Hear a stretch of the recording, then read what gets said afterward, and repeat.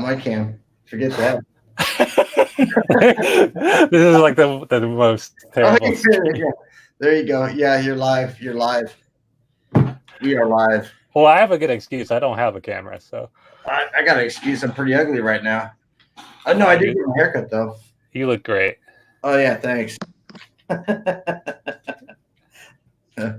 But I was on a lift yesterday running spiral duck for like the first time in 40 years. My boss took a picture of me like, oh my God. Oh, wow. Holy crap. Oops. Sorry about that. Language.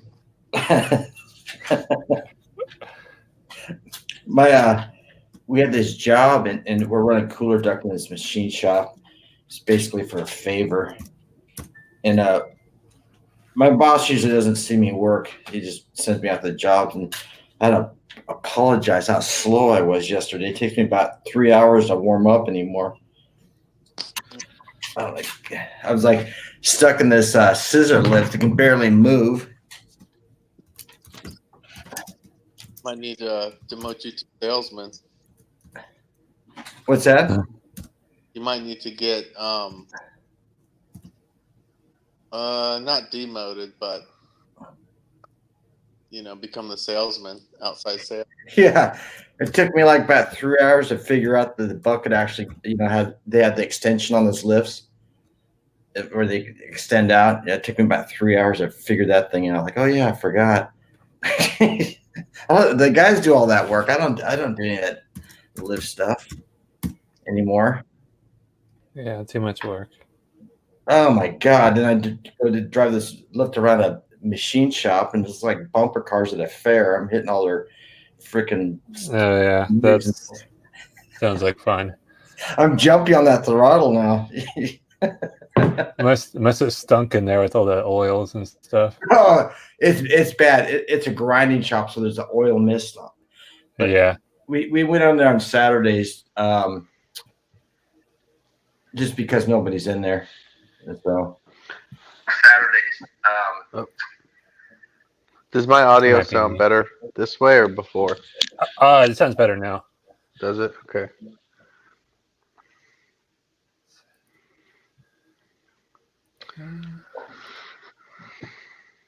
Yeah, it was crazy. Yeah, this thing doesn't have avatars for us, does it? No. Is it not displaying our? Can you make it so it's Oh, let me see.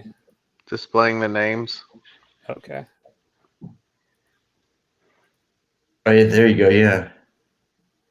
Let's see. I don't know. I got my chat opened up in the other one. Let me get rid of the banner. Let's see. There we go. Ah.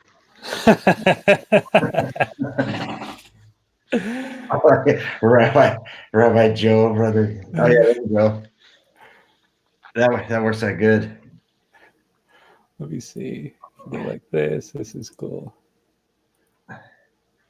Well, I don't want my banner though. Looks like it's pretty easy to work.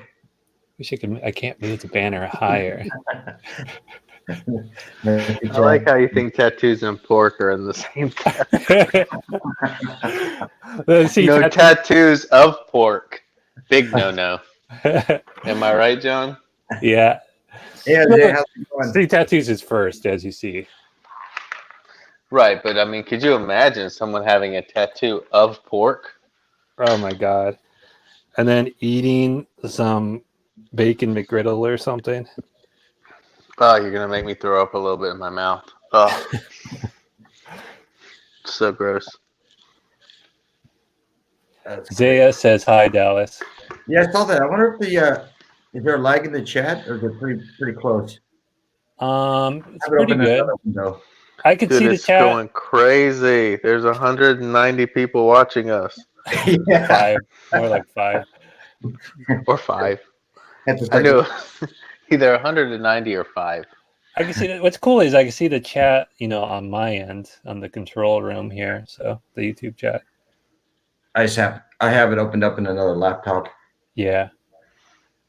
Okay, well, Jason says he has tattoos, but They are not tattoos of pork, so Did he say that? I guess he could be redeemed.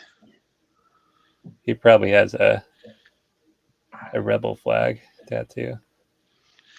Is he rebel flag? Is he from like Alabama? I think so. Maybe Texas. I guess they don't do that in Texas. Yeah, I'm not sure. Yeah, I put in a ream unit last week. I had to rip up the platform and create more return air for that thing. It was a 5-ton. We put a 4-ton in. Yeah, I saw that in your text. So Yeah. was there some water damage or what? Yeah, they had a 5-ton system, and it was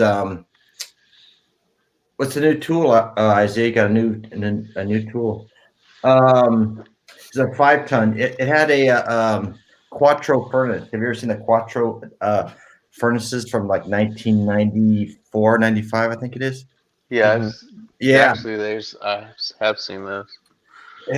It's funny, when I got to the job, I was with another gentleman, and I said, check this out. This house is going to have a Quattro furnace in it, guaranteed. Have you ever seen a Quattro furnace before? And he says, no, I never have. So I go into the house, and I said, there you go. There's your Quattro. And I told the customer, I've been here before. She's like, you've never been here before? You put it in. I remember this job because I remember looking at that thing going like, what the hell? It was like the first gin induced draft that Consolidated made. The heat exchangers really What is it? Is that a Lennox or what is that? Consolidated. Oh. What is that? Consolidated furnaces, the horizontals, the ones that were in the attic that caught the attic on fire, at least in California, because of the NOx rods. I don't know if you've ever had that out there. No, it's Consolidated. Were they tied with any recognizable brands that we might know? The horizontals, they made them for a train, Carrier, all the major manufacturers except for like a Ream, I think, and in the horizontal. And so they were having problems with them with the NOx rods they put in California. So they would distort the flame and send it into the side of the heat exchanger, and then the flames would lick out and go all over the attic, the plywood, and they would catch the attic on fire. Wow. Really? So Yeah. the heat exchanger would have a massive hole in it first, and then it would start burning a hole through the cabinet. It would actually come out the sides where you take off the side pieces to look into the burners. They would actually lick out right there and then hit the wood. They burnt down about 5 houses, I think, in California. Yeah, I don't come close, but that was like 20 years ago or 30 years ago. So, but then they came out with this Quattro after induced draft 80% furnace. Yeah, what a pile that thing was. Yeah, there's a neighborhood here that has Quattro furnaces, a Ream coil, and a Goodman condenser, and they were all done like that. Oh my God! Figure that out. Yeah, and that Quattro heat exchanger is similar to a Ream, the way they made them. I remember when they came out, like they kind of like copied them. And they were it's a bunch of like small tubes. Yeah. And it had the what is that? The ignition on it, the Honeywell, the smart valve. The incredibly stupid valve. Yeah. Isaiah says he has a root sticker, an ICP sticker on my truck. He also says he has a Dr. Pepper cooler. Oh yeah. But guys, with Isaiah, I mean, it's hard to tell because he also said he had a wife and he was lying about that. So Hey, we don't know what to believe anymore, Isaiah. That was funny. Virtual wife. God. I got an internet wife too. I have no stickers on my truck. It says if they're not going to do anything for me, they're not getting billboard space on my truck. Forget it. That's right. The guy at the Rude Supply House, he's given me decals like 5 different times, and it's like you think you would kind of get the point. I don't really want them because I never put them on. Yeah. Send me to the factory or give me a discount. Maybe I'll run them. But Yeah, it's it's like, yeah, okay, great, thanks, trash. yeah. I mean, I don't think there's anybody besides someone else that shall be unnamed that likes the products they sell more than me and you, but I'm still not gonna. I really don't want to like put it on the side of my truck because those things are hard to get off too. They are. I had magnets on before. Yeah, put it on magnets. Those are nice when the distributor pisses you off. You can just peel them off that week and then put them back on when they make you happy again. Yeah, yeah. Now I don't like to clutter everything up because those decals don't last very long, and they start deteriorating on your truck. Isaiah's getting ready to go back to work. Yes. So yeah, is Dad getting better?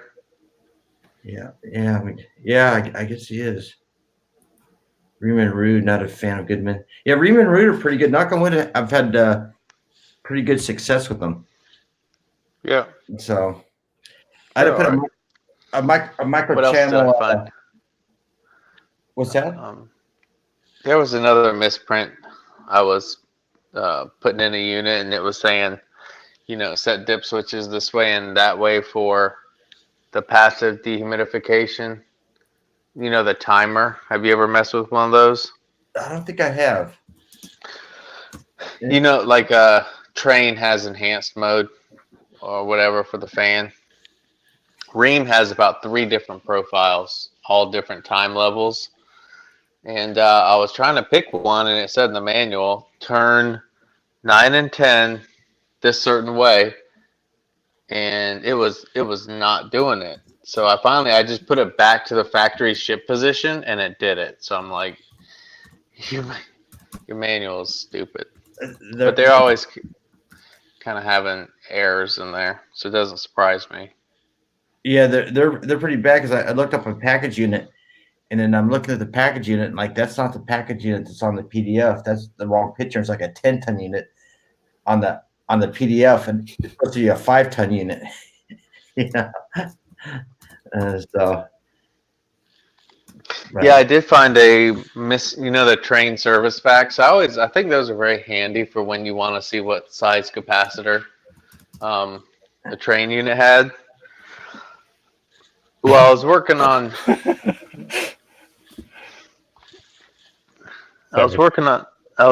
one, and it said 40/5, and then a few spaces lower it said 25/5. So I'm like, how can it be both? So that was a misprint in a Train. They're all over the place. And then if you bring it up, even to the sales rep, nothing happens. I brought it up to him too, that you have some misprints and they just blow you off.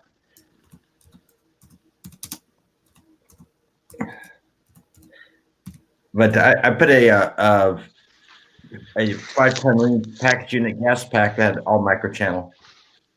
Yeah. So, but what are you gonna do? It's here to stay. It's not going anywhere. Embrace the technology. Hey Justin, how's it going? How's it going? Yo. But yeah, I had that one I did the other day. I had to rip up the whole platform. See, I normally don't do that. The guys do all that stuff, and one of the guys was out, so I had to do all that work. I was dead at the end of the day. Holy cow, man! I could barely lift the evaporator by the end of the day. Hey Isaiah, post a link to that face. Isaiah said I'm famous on the Tropic Supply Facebook for that video, John. Oh, really? There you go, right there. Can you post a link? Yeah, he should if he's a mod. What percentage of the earnings do you demand? Right now I'm taking 100. What? 100%? Yeah, this is only a test stream, Joe. No. I meant if I win that video contest, how I much of am. the winnings are you gonna Oh, demand? your thing. I thought you meant Yeah. this Hangout. Oh, I don't care. You can have it.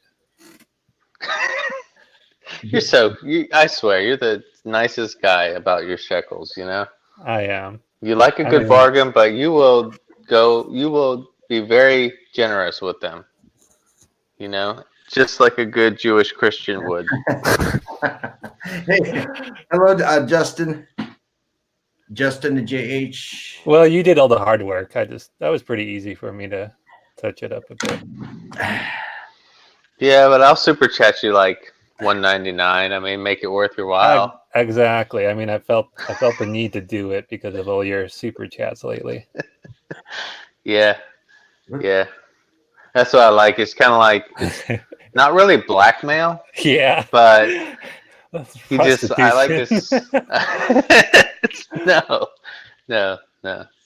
Definitely not that. Definitely not allowed in the choir I board. don't need any kind of those favors, but other favors, hey, could you go troll this guy? Hey, could you edit this video? Could you make me another fake account? Those kind of things are very, very appreciated. So Apparently, someone said Hack Free loves Dr. Pepper too. Nobody loves it more than me. I thought he loved like 7-Up. I thought I saw. Isn't that what he threw into that fan blade? Oh yeah, I think so. maybe it was a cactus cooler. I think we need to take your how many banners do you have tonight? Just 3 3 or 4 or 4. So they're saying maybe you could pop them up and then bring them down so people can tell who's talking, since none of us have a video. Oh, does it, Yeah. does it show on the thing? The banners block the names. Oh, does it? I'm still in disbelief about Rabbi Joseph was arrested for giving bad check to his local. That was his synagogue, not his supply house. Right. No, it was a supply house, but it wasn't a check. You see, it was the supply house saw that these were shekels from the synagogue and not my business shekels, my business account shekels. Mm-hmm. So it was a simple mistake of getting the shekel bags confused. I mean, heck, they both look the same. They both look the same. They both jiggle. And they were both about the same weight. I mean, it was really inconvenient, so. But, KC, I appreciate you still standing by me. All right. Can you click that link, John? Sure. Can you share the screen? Sure. One second. Just give me a minute. Oh, the Facebook? Okay. Yeah. You know how we have to... Thank you, Isaiah. We have to pressure test our HVAC systems, residential, and we got audited by the state. Woo-wee. Oops. I think audited by the state too. Yeah, he came out to check out to make sure the radar was true on our pressure test. That's not. That's his picture. And is that the Dr. Pepper cooler or something? Yeah, it's his Dr. Pepper cooler. And we passed. Isaiah, can you post a link to that Tropic Supply thing you said? That might be like his girlfriend. It doesn't exist. Well, go ahead and share the screen and show him his Dr. Pepper cooler. He's going to donate to the choir boys. Oh, my God. Okay. Let me see. I share screen. Okay, I don't know what that looks like. Can you see it? Well, I've got a bit of a delay on my. Let me check my iPad. No. Oh, okay. Let me see. Hold on. It's just all three of us. Hey, everybody, give a thumbs up too. I'd like to see at Or a least. thumbs down, Either Yeah, one helps. The best way to do it is refresh the page and then give it a like.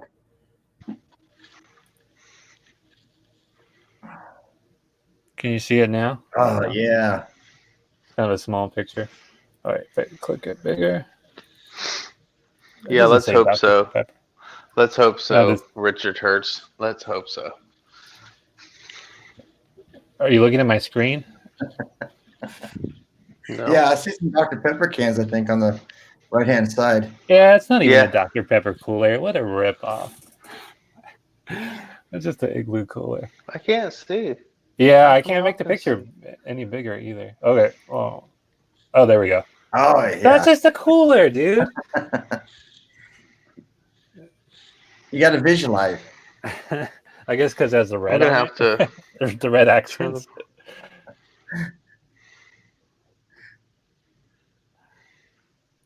Okay. Let's see.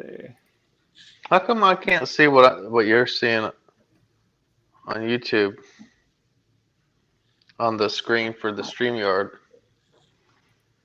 Well, it's because I'm the one hosting it, so I'm the main. Yeah, but I guy. would think. I'm the main rabbi. You Where's don't have Beth? Rabbi in your name. Oh, okay. There you go. All right. So, did he post the other link? This is just messing around. Okay, maybe he did. Thanks, Clint, for the super chat. Let me see. I think he might have. Clint. Clint might need some favors.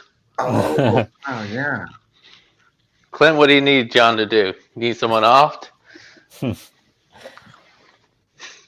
Just let him know in the chat. No, that's a bad link. It says it's a bad link. The link you followed may have been broken, or the page has been removed. No, that link doesn't work either. So I guess I can't share the screen. Well, if you put the link in the chat. Oh my God, Zach's here. Oh gosh, I don't see. Oh, there he is. You got Zachary Paciota. I like to say Paciota because this sounds Jewish. Mm-hmm. You may join our gang. John, you got 14 views. We'll have to have a few talks about the Man with Issues channel if Zach wants to join our gang. Exactly. Of course. I feel like he's kind of got his own thing going for him. He really doesn't need the choir boys as much as It's only 16 views right now, so that's not good. That's not good. That's that CNN ratings right there. Yeah. Multiple issues. Thou shalt not work on Gentiles' AC units. Hey, if the shekels are green, that's what we got to do. Sadly. Whoa, you see how deep John gets in this stuff, man. He's like, hey, the shekels green, man. I'm doing it. There's not enough of us of the tribe to. It only took like 5 minutes to get a super chat. I mean, that's pretty good right there. Clint yeah, but it only took like 5 seconds for John to just throw away his whole Jewish traditions and say, hey, man, the shekels are green. So, am I really? I think that was part of the rule. What do you do with that super chat, John? What do you do with the shekels for that? Do you have a fund? Oh yeah, normally I buy myself tools. Go in and out. No, I buy tools with it. Chicken fingers. Chicken fingers. Yeah. Do you have a Sonic up there, Dallas? No Sonics. No. It's kind of new down this way too, but it's pretty cool. No chicken fingers. No nothing. No Chick-fil-A. No, we're starting to get those Chick-fil-A's. They just came around. Harbor Freight, check. Oh, Joe left. Joe just took off. He missed it. I think he probably was getting that Facebook link. Hey, Brent. Hey, Brent, how's it going? Oh, it probably cut him off. Spent $100 at Harbor Freight. Zaya, what'd you buy? The whole store? Ha ha ha ha. I haven't been to Harbor Freight in a while. Is it far from your house? No, it's real close. Throw a rock and hit it. Cool. I did by the Doyles. You did? Yeah, I did by the Doyles. Have you ever seen those channel locks from Harbor Freight? No, from Home Depot. Commercial Electric. The green one. I haven't. I know the brand you're talking about. Yeah. I haven't seen those particular ones, but I know. I think pretty much anything commercial electric is pretty crappy. Oh yeah. I actually bought those, and they're not too bad as far as like cutting screws and stuff. Oh, okay. I think. Yeah, I mean, if you're just gonna, they're outpacing the Doyles right now. I think the steel's harder in them. So they're linesman pliers. Yeah. Gotcha. Yeah, but the handles fall off, so you go strip the wire. Yeah. The handles slide off, and you have to do that. Was that 3M weather adhesive, like on the motorcycle grips? Yeah. Put that on my lineman's pliers. Oh my gosh, Ralph is here. But they've been missing in action for about 4 or 5 days, so I'm gonna have to clean out the back of my truck. We got all the legends in the chat. Yeah. Got 15 views, holding strong. We're ahead of CNN right now. Is that the real Ralph? Appears to be. It is. Then my iConnect went wonky, so I had to order 2 more probes for that thing. Brother John made it big time. Did you get those in yet? No, they'll be back. Or I should have them by like Wednesday. I need all that information because, when they oh, good as Joe back. When they do the sorry, brother Joe. All the paperwork we have to fill out. I need all that information, so I had to get a new set. I had to be back. Gotta go. My wife's calling me. All right. Thanks, Clint. Thanks for your shekels. Did they give you your probes under warranty? No, mine are. I bought them used probably a couple of years ago, 3 years ago, off of True Tech Tools. But they've been good probes. I've never had a problem. And then my pressures weren't reading right. My subcooling was too high. It's way out of whack. And so then I had to get my testos out. My probes, I can't get them to 0. They will not 0. So for some reason, I can change my batteries out and see if that happens or if it makes it better. But I tried cleaning them, but they will not. Yeah, probably not, because I never have to 0. Yeah, I've never touched them. So how much did they charge you for new probes? They're on sale like $248. Oh wow! For they're probably like, "Whoa, we actually sold the set." Yeah, I know exactly. I'm gonna get them, and they're gonna say 2011 is the serial number. Batteries are sorry, sir. They're out of warranty again. These are from 2011. Nobody but anymore. They're on sale for $250 each. I just use them. How many would you like? I just don't want to. I don't want to switch and relearn something, so it's just easier for me just to buy them and just keep on going. And so. Oh, you know what? I think Ralph loves Dr. Pepper too. Yeah, Dr. Pepper's good stuff, man. No Mr. Pibb for him. Oh my gosh! I was at a restaurant the other night, John, and I ordered a nice Dr. Pepper, and they're like, "Sorry, we only have Mr. Pibb." What the heck do you do then? I went to Vegas, and they have I haven't been there in years, but they have contract with Dr. Pepper. So Yeah, nice save, Dallas. Nice save. This is the quote. yeah. It's been a long time. It's been a long time, but they have a contract with Dr. Pepper, so you cannot get, or I mean, with Pepsi, so you can't get Dr. Pepper in Vegas in any of the casinos or restaurants or anything. They look at you like you're from Mars. So Dr. Pepper's Coke brand? Yes. Huh. So I got to get root beer. Doesn't go over good with the girls when you're getting a root beer. Root beer is approved. Root beers all around. High roller. Yeah. You got to go out of town or to a liquor store, 7-Eleven, to get a Dr. Pepper. Anyone know where you can get a Dr. Pepper around here, man? This is ridiculous. What is this, a dry county or something? I haven't been to Vegas in probably been like 9 or 10 years now. I can't be seen in that town.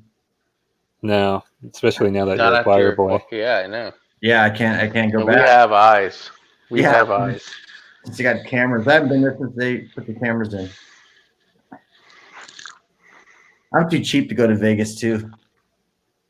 I've seen the video, like they're raising all their prices. It's not like how it was back Right. years ago when everything was pretty cheap. Now there's like these they're just taxing everything.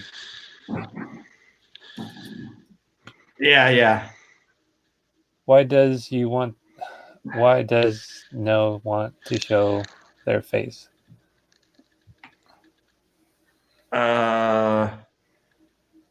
That's a good question. We should be Good clear. question. Mine said my iOS isn't up to date enough to use my camera. And I don't have a camera on my Mac Mini. I did get a haircut.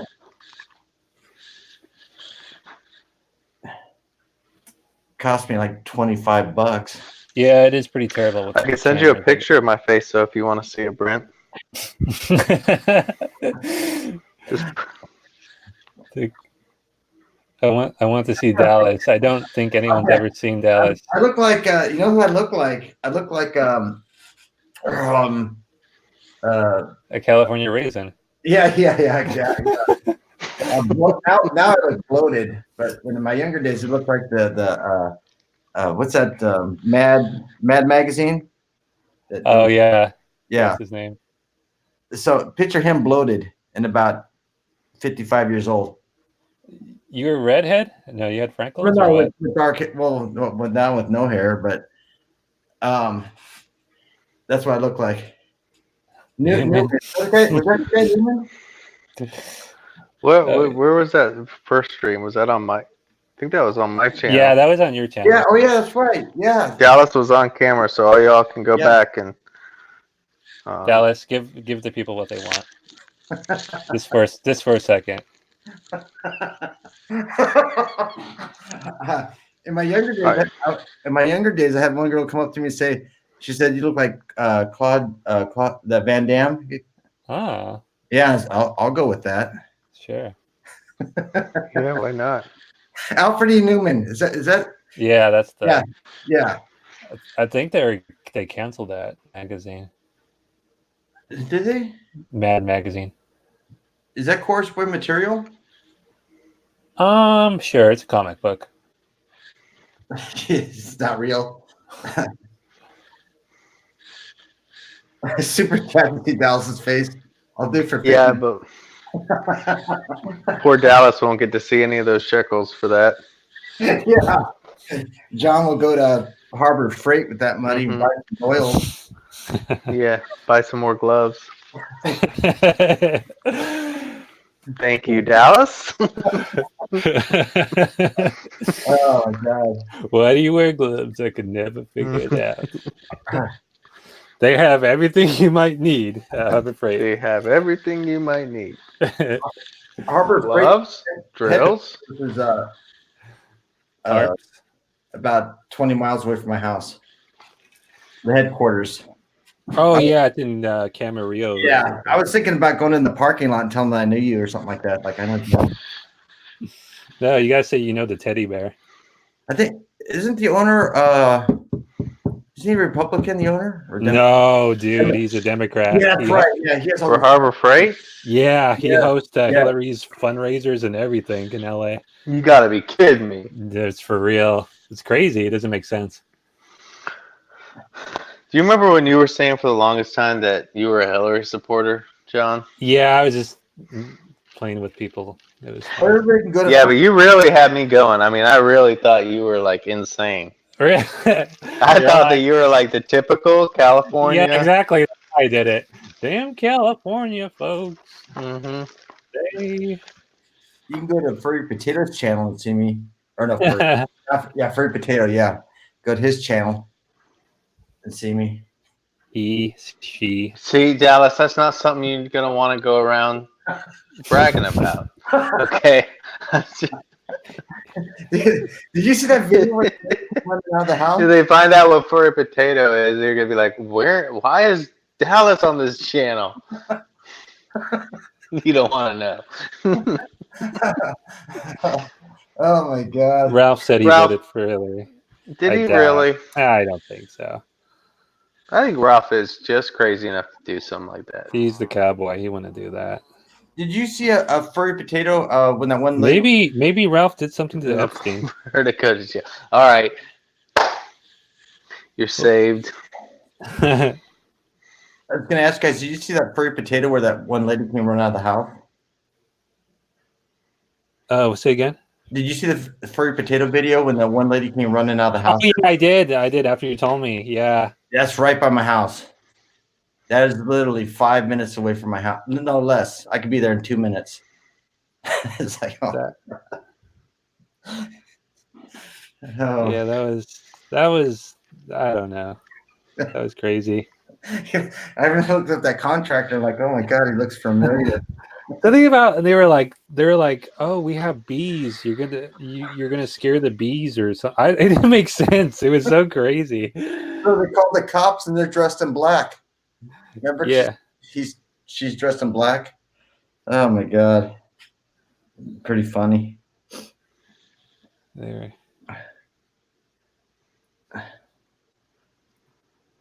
Dallas has been on YouTube for 10 years and has remained faceless. Yeah, yes. Everybody will be disappointed. They'll be so disappointed. We're not in it for the fame, guys. We're in it to spread the good word. I'm not a strapping young lad anymore. We're here to spread the good news. I mean, basically, I was working the other day, if any of you guys missed it, putting up some spiral ducting. I had to apologize to my boss because I'm so slow. That's how bad it is. This is sad, sad.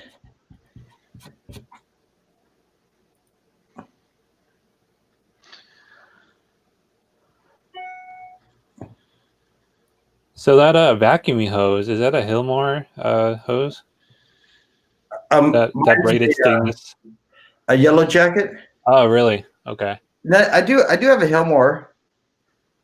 Yeah, I see what Ralph's saying. Yeah, because I've been in the field for so long and it's so slow now. It's so disappointing.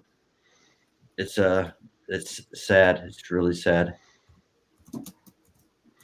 It could be the Dr. Peppers though. Yeah, and Oreos aren't helping. Yeah, the Oreos. Yeah. Oh my God. Yeah, the Oreos is not good either. Slow and steady wins the race is what I always say. But I've been doing it since like 1984, 83 actually. So Mike, That's when I was born. Oh really? Mm-hmm. Oh my God, that's crazy. What That's were you how long like, I've been doing it. 16 or 17 or something when you started? No, I'm older than crap. That's why you don't see me on camera. No, I'm 55. So I started when I was 19 probably. Mm-hmm. Yeah, somewhere around there. Yeah, 19. So, and always in the field. I haven't been behind a desk. I'm always in the field. So, but always been working since '84. Always never had a day off. hardly any vacations or anything like that. So always been working. So thankful for that. Mm-hmm. But then I had a back injury back in probably like 92 or something like that. So I've never been the same after that, but I just keep on working, type thing. So that's all you can do. Did you have surgery? Yeah, I had a laminectomy. So it feels like to me when I'm working, like I'm wearing a backpack or somebody's on my back at all times. So I can't, when I'm bent over, Wow. I get really stiff. Yeah. If I had to change out a condenser fan motor, oh my God, that's going to kill me. Oh, wow. But yeah. So I got to watch it, but other things I can do. But Was it, did it bother you as bad like a few years after you had done it, or were you did it get worse as you got older? it's been about the same. It's staying about the same, but every once in a while I'll tweak it pretty darn bad where it's pretty scary because there's different points when your back hurts where you've really hurt it pretty bad. I've had that happen a couple times, so it's like that's pretty scary too. So I have to really watch it. So I try to do much lifting and all that kind of good stuff. So, but most of the guys are up in the attic doing the work. I don't do the attic work, type thing. It's pretty crazy sometimes though, because your back, you probably had it happen, Joe. Like even like putting vent together in the attic, my back is killing me. And I can't do it. Type thing. I got to go out and stand up straight for a while. Yeah. And so, yeah. It's actually pretty depressing, really. So, what is Ben gay for? Come on. Man, I put some on my back, and I had like cuts or something, probably just from scraping it across beams in the attic. Oh my gosh, my back was like on fire. I bet. And I could not wash it off. Like I took 2 showers and it would feel better, but then as soon as you get out, it'd be like back to being on fire. I was like, this was not worth it. This was not worth it.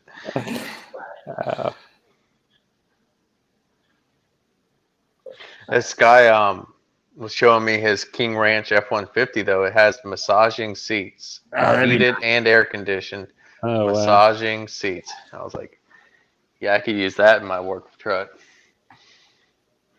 I know you could, Dallas, too. Oh, that'd be nice. You'd be like taking an extra lap around town. I was brazing a couple lines up in the attic. I don't know what was I doing? Brazing? Yeah, brazing a couple lines up the attic. My back went out big time. I don't know why. And I ended up leaving the job. I couldn't even put the thermostats on. That happened like about 6 months ago. But I nursed it back, so let's see here. Okay. Mike has the Hillmore vacuum pump. I've heard good things about that. I like my little battery operated vacuum pump. Yeah, how much oil does that take? Like a half quart? It takes next to nothing. Really? Half a Dr. Pepper can. Don't contaminate it. Works better with Dr. Pepper. Gives a little that stuff. That thing works pretty good though. It's amazing. I had a condenser the other day, Joe, that I'd pump it down and it would hit 500 and it would just stall. It would never go below 500. I think I have leaky valves on that one. But would it go up if you blinked it off? Yeah, what I did is I left it overnight on a vacuum, and I think it went up to 1300. And then when I go to pump it back down again, boom, 523 is stop. And then the next job I go on, not a problem. Getting below 500, not a problem at all. So but drives you nuts. Yeah, it's crazy. I mean, I really don't get it because it's not like there's that many manufacturers of valves. Right. Yeah. So, and I Parker. mean, even the words like that are underneath the little stickers that they put on the top of the caps. Yeah. Even it's the same brand as on like Goodman's and Carriers and stuff like that, but I don't get why it is doing that on the reams, and they're super tight. Like, don't say they're not tightened down all the way. They are cranked down so freaking tight. They are. You would not want to try to tighten them anymore. So No. it's very weird. Yeah. Yeah. You So go. so it's leaking refrigerant into your vacuum. Yes. Yeah, I had one the other day. It was pretty severe, except it didn't. I had one that would actually. I grabbed my field piece leak detector, the heated diode one, and it rang off pretty good on the liquid line. So I knew right away that one wasn't gonna pull down real good. Right. But I have one where the leak detector did not go off at all, and kind of like Dallas was saying, I could get it down with 2 hoses and 2 core tools. I could get it down to like 100 and something, but man, you blank it off and it would. I let it go just to see how high it would go. Went all the way up to like 2 or 3,000, and I just kind of pulled it back down again. Wow. But I had left it under a several hour nitrogen charge, and it didn't drop, but like 0.3 of a psi at 2. Yeah. 220. Does it make you feel good? Like if you don't know exactly. And what good is like Jim Bergman's awesome Measure Quick app if it does that anyway? You know. Yeah. It's useless. Maybe you're getting the ream units Yamo assembled. Right. Yamo. Yamo, what you doing? What you doing to the valves? I should put the leak detector on there before I braze the unit in just to see. You did or you didn't? I haven't, but I've only had 2 units. Yeah. Oh, maybe more like 4 now that I think about it. It's giving me trouble like that type thing. All the other ones they pull down quick. You do a lot of straight cools, right? Yeah. Yep. So was the one you were having trouble with the straight cool? Wait, you know what? I had 1 on the heat pump, and then I'm thinking about 2 on the straight cool, 2 or 3 on the straight cool. I can think of. Because what's weird is every straight cool that I do does much better than the heat pumps. I don't know why. I mean, there's probably nothing different about the valves. Right, I don't think there is.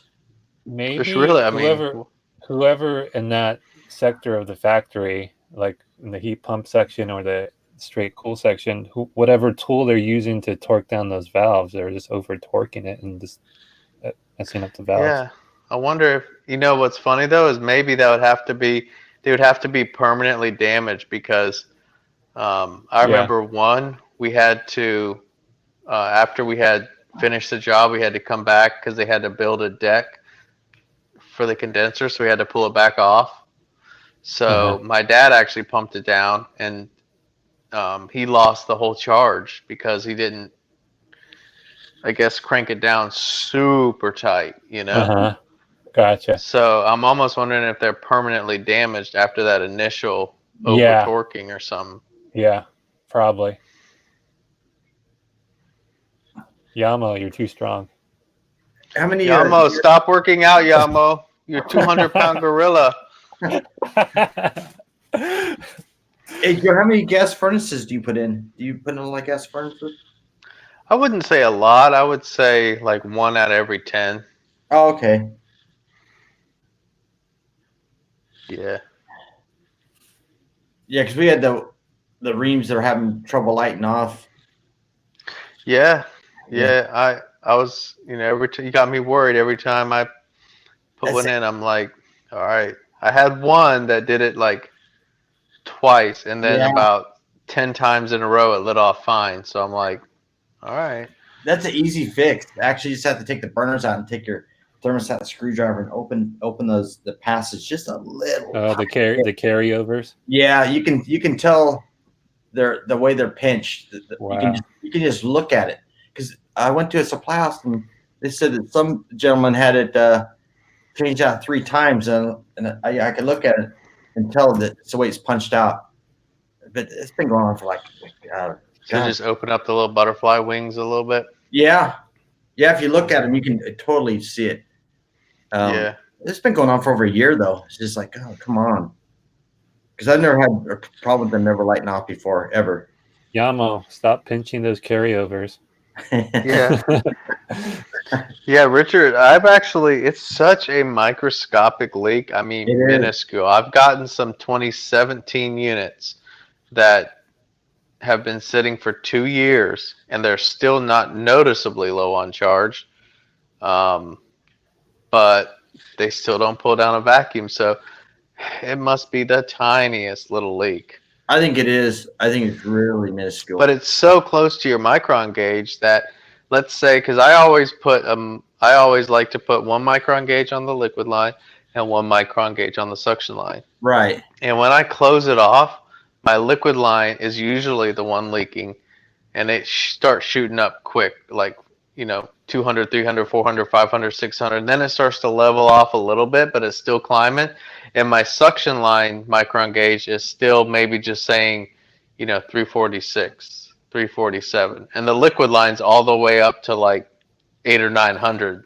So it's just a very odd thing. Yeah. Yeah, it's weird because I only want to do it once as far as like brazing. I want to make sure I'm leak free. And then you see that. Oh, I wonder if I didn't do something right here. And you go check everything with stuff. Well, no, it checks out. Yeah. That's why I like my testo probes for leak checking, because I do put a little low loss fitting, like a 90 on the end of it. And man, you don't lose hardly any charge putting it on and off. I mean, it's just like, that's it. So I'll actually, put the nitrogen holding charge on. And here's another tip. I never go over about what the ambient is, because I don't want to start forcing nitrogen inside the unit. Right. So I'll bring it up, even though honestly it's such a tiny leak, it probably wouldn't be much, but I still just don't like the thought of that happening. So I'll bring it up to like 230, something like that, which is probably somewhere around 70 something degrees, because sometimes I'll let them sit overnight. But anyway, and then I'll come back a couple hours later and you haven't even really lost a PSI. I really don't get too concerned about the vacuum anymore. I mean, no, me neither. They vacuum pretty quick too. If you don't use, obviously you don't. I don't use manifold. I did stuff. That really helped, because there's so many points that can leak on a manifold, obviously. So I just rather have I always use a known hose and the same setup on every job. So if something's wrong, then I know it's got to be my setup, or the unit. I can pinpoint it pretty easy. Have you brought it up to anyone's attention about these valves? Yeah, they don't care. Yeah, they don't care. They don't care. No, it's true. I got so many ideas like the rest of everybody does, and they don't care. They look down the line, see how many millions does they do with us a year. They're only doing 1 million. Forget it. We ain't talking to them. Type thing. So, who are you with? Let me look it up. Oh yeah. Okay. Are you calling Ream directly, or just the supply house? Well, our sales rep is pretty good. He says he passes on the information. He'll always pass on the information. But what's funny is you don't have anyone, me or Dallas, and I don't know that anyone has anyone that actually works for Ream that we can call. Right. They don't have like a tech line. They don't have Ream tech support guys. It's all the distributors tech support guys. So it's like, they're not into their jobs. So when you you talk, about the trade, you talk turkey with them, they don't care. If you take like a NASCAR, all those guys are motorheads. All of them are motorheads. But Mhm. in our trade, the guys that are selling this stuff and at the supply houses, even the factory, they don't care. Mhm. Yeah. They don't care. But yeah, it's just amazing. I had this 2-stage. We're having a Yeah, problem. Ralph said, "Watch it, Dallas. Oh yeah. Watch it, boy." Maybe Ralph. I'll include Ralph. Ralph cares. Ralph cares. Well, we're I in wish Ralph California. worked. Yeah, I wish Ralph worked for Except Yeah. me and him Oh, don't always see eye to eye. We could he would dig probably, into it, but these other guys, oh my god, they're the worst. yeah. I At remember. least if you said something like, I could understand maybe some of my like minor things. It's like, yeah, I'm not really bringing that up to Reem, but I know Ralph would like, at least. But see, the thing is I bet Reem wouldn't even give Ralph a straight answer. Right. You know what I mean? Or they would. They say, "Oh yeah, yes sir, we're on it. Yep, okay, yeah, no." Like, what was that guy's problem again? I was telling this gentleman works for a supply house. He doesn't work. He doesn't work for Ring, but he knows the guys at Ring. He knows all the head honchos. I know who they are, and we're talking about Ring's policy on the existing line set. As the policy is on it was written in 2010, October 2010, to put dryers on the liquid line, one at the condenser, one at the fan coil, because they want to protect the TXV. And it says in the memo that, I don't know if I told you this before, but times have changed. We want a liquid line dryer at the condenser. We want one fan coil to protect the expansion valves. So they wrote a memo. They wrote a memo that was written in 2010, and I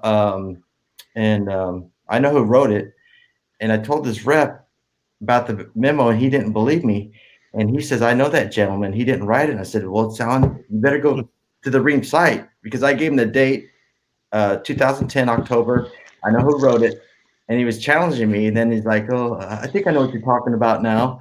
I was like, "Get lost." But So yeah, Ralph says, Ralph, does the guy work for Ream that you can ask?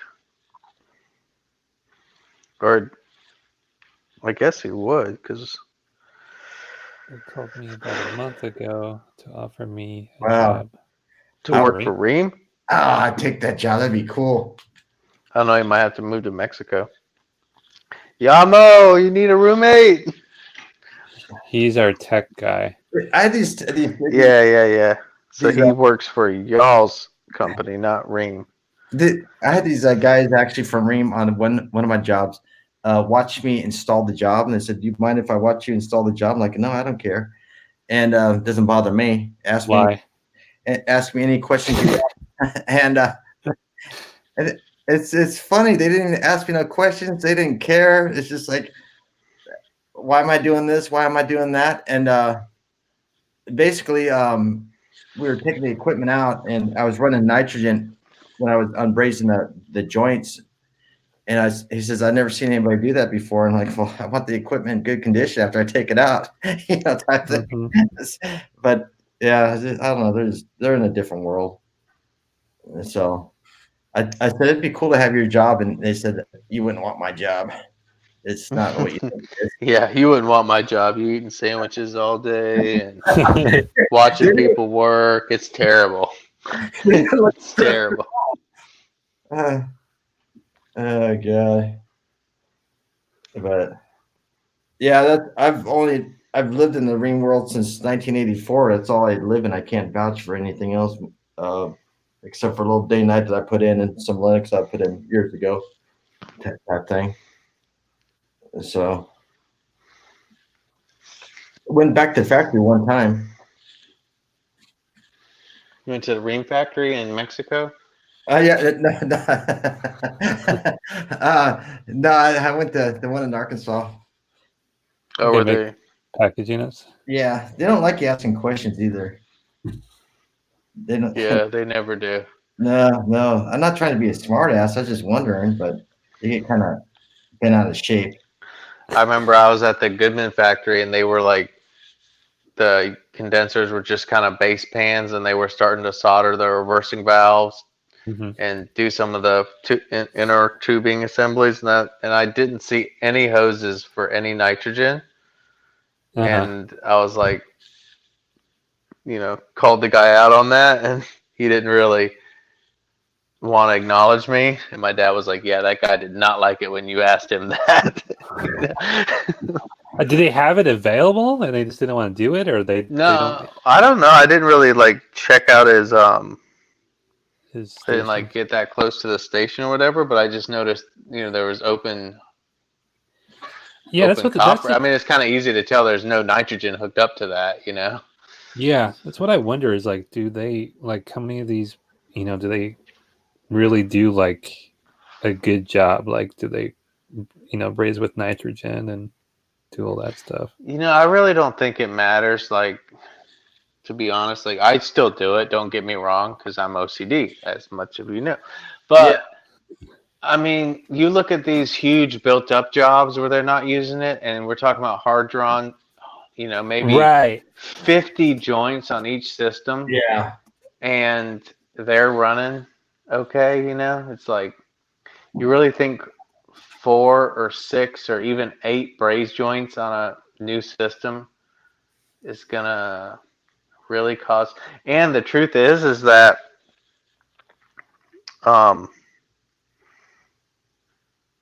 that it's only really when you're kind of brazing a small piece of copper really hot and it's open on both ends. When you start to kind of assemble a unit, there's not like enough oxygen flowing in and out of that joint, because really one end's kind of closed, if you guys get what I'm saying. Just the same way you can't really blow into a Coke bottle. Yeah. But I still do it. Yeah, I do too. But I especially do it like if you're brazing a suction line dryer and you want to put some stubs on it, so you kind of got it sitting on top of the unit and you're brazing it. I mean, that's the hardest time to rig up a way to flow nitrogen, but that's the most important time to do it, because you got both of those ends open and you're brazing it, and there's going to be a ton of slag in there. And that's when all those guys do the demonstrations about before and after with nitrogen. They're always brazing a short piece of copper open on both ends, really hot, Yeah, really cooking it. You got to really cook it. Yeah. Because I was taught when years ago, when you're brazing, obviously in and out, and it was fine. The copper didn't really flake like it does nowadays. Now it flakes pretty bad. It's crazy. Yeah, oxygen's different nowadays, Yeah. How many times you've been brazing? You're brazing a joint, you think you're hot stuff, and you forgot to turn on the nitro. Yeah. Whoops. They're real sticklers now. Yeah, I cut that whole section out and redo it. I just do it now because they're sticklers with the warranty and stuff. So if they have any problems at all, I did this, I did that, just like you guys said. I did everything you guys said, and it still fell, type thing. So, because we had a compressor that failed to put a job in. The compressor failed a week later. It grounded out. I think a wire fell off, or the plug fell off. Something happened inside of that compressor. Because he used it twice and the foam had grounded. Didn't burn, but just grounded, like some wire was touching on the inside. But then when we call in the warranty, they want to know everything on that. And luckily, I have all the iManifold data, and like, here you go, and type thing. So I thought air was like 70% nitrogen. But yeah, I mean, I don't care what you do, like on the install, besides pour like 2 quarts of water in the lines. Yeah. Besides that, there's nothing that you should be able to do that will make a compressor die in a month. Right. I mean, because they can take some serious abuse for years, Oh yeah. Yeah. you know? And you're like, you're going to tell me that I didn't flow nitrogen and this compressor died, or I didn't pull a good vacuum in this, Oh yeah. like, you know, Mhm. even pressure controls, internal reliefs, like overcharge, undercharge, all that stuff, the compressor should, you know, honestly last probably a couple years. I mean, we've all seen systems running just absolutely horribly, and they, you know, they keep going. Especially commercial, they beat them up. They beat them up. Especially they'll clean the condenser coils and they cook the oil in the compressor, and you can smell the pungy odors. That things last and last and last. You tell the customer the compressor's on its way out, and things like that was 10 years ago. You told me the compressor Yeah, go. yeah. I don't know. Ralph says he's been to a few. I'd like to know what the heck they did. I really would. I really would because, man, you know, The only thing I it's could think crazy. of, if you put the system in, these guys are putting in a 5-ton system with no supply, no return, and just flooding the compressor and just dumping it or something. I don't know. Yeah, but I've seen compressors like I've taken out like 4 pounds of excess liquid of refrigerant before I've gotten any superheat to the compressor, and you're like, golly, this Uh-huh. thing was just eating liquid, you know? and Oh yeah, and they've been running that way for years. So I mean, and then I guess you have some that just were a little bit, something was a little bit maybe wrong for manufacturing, and they can't take it that way or something. But well, that job I was on last week, they had a 5-ton system, a 14-inch return air or 14-inch supply, and then they had a 9-inch run that was capped off, pleated filter, plug coil, and the unit's 1992, and they said it ran great. It just crapped out like last year. It actually crapped out, but other than that, it was running good. Like, oh my god. uh, 6 pounds overcharged. That's a lot.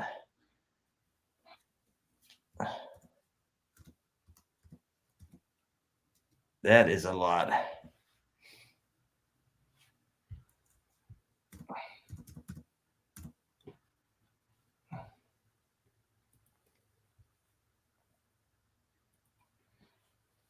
Are you guys still there? Yeah. I saw that. I was reading that. I saw that. I didn't see the icons moving. I didn't know if Joe dropped out again. yeah, I just had to mute myself. Oh, okay. Yeah, yeah. I would like 56 to degrees. work for be like Ralph and be one of those and go out on jobs. I've talked to those guys before, and they do some wild stuff, just some wild stuff. You know, people call up, it doesn't work, and I've heard one gentleman tell me that he went to a 5-ton system at 12-inch or 5-ton had 12-inch return on it, and he just told the guy, clean that thing up and call me back later. I can imagine seeing the stuff they see out in the field. It's but 6 pounds is a lot. Yeah, so I got some flush off Amazon to try out. It's What brand? there's like 4 seasons. It's kind of for automotive, Huh? but I mean, refrigeration is refrigeration, right? It was Yeah. super cheap though, and all it smells to me is like rubbing alcohol. So I'm a little leery of it, but I know I can get it all out of the lines because I use flush and those pipe wiper pigs. Yeah, you use the pipe wipers, huh? Dude, I gotta figure out a way to kind of be able to do a live stream when we clean one out, so you guys can see how much black crap.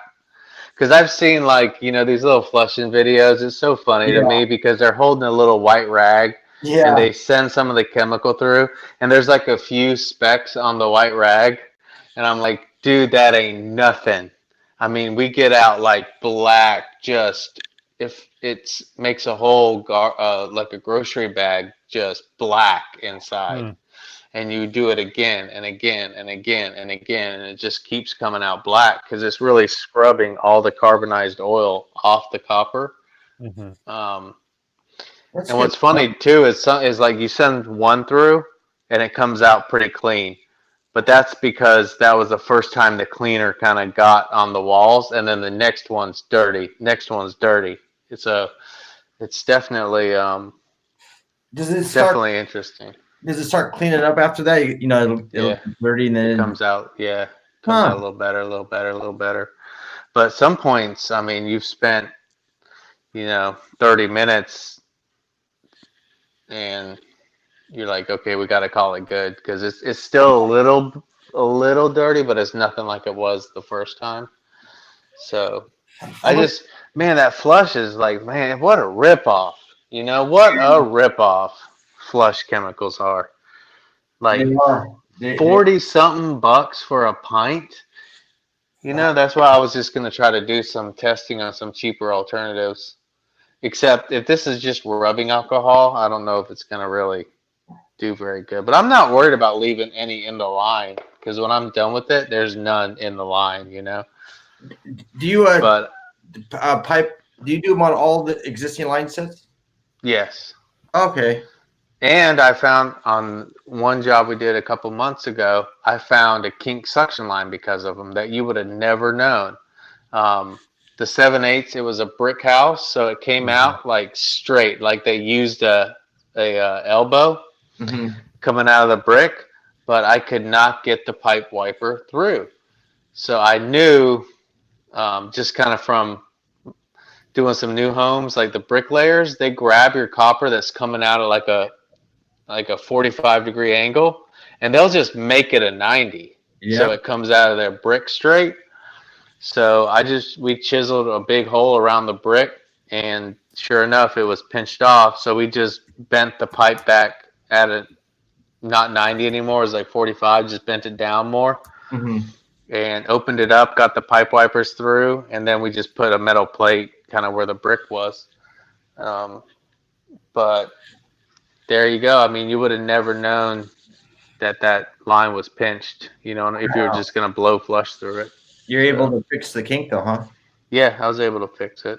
The way I fix a lot of them too is if it's a bad kink, I you know, it's straight, and then I heat it up with a torch, and then I get I'll get my the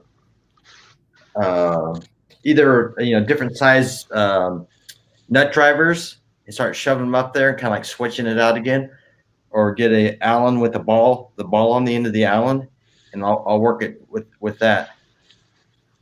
You have those Allens that are about, I don't know, 6 inches long. Shove it up Hmm. there and you start working that Allen and working the dent out of it, or the kink, and it works pretty Yeah, good. I mean, I don't get that carried away with it anymore, Dallas, because it really doesn't affect it. Yeah, A little tiny kink or a little tiny divot. I mean, yeah, because I've been to, and the reason I say that is I had a job where they were complaining that the unit wasn't cooling, um, on a hot day. And sure enough, I kind of looked and man, that suction line was kinked at an elbow. I mean, almost completely shut off. So I was like, oh, I was just absolutely sure that once I fixed that, it was gonna cool like never before. yeah. Didn't hardly change a bit because I had I I think I was had gonna this say, Testo 605Is at that point, and my discharge air didn't change one iota. And I'm Yeah, like, interesting. what a joke, Like, what does it take to actually yeah, stop it, Yeah, I had one like that too that we're taking on a system, and it had a massive kink in it. And when I'd ask customer, how's your air conditioner? How good does it work? Does it work pretty good through the years? Yeah, it's worked great. I'm like, check this out. Mm-hmm. Yeah.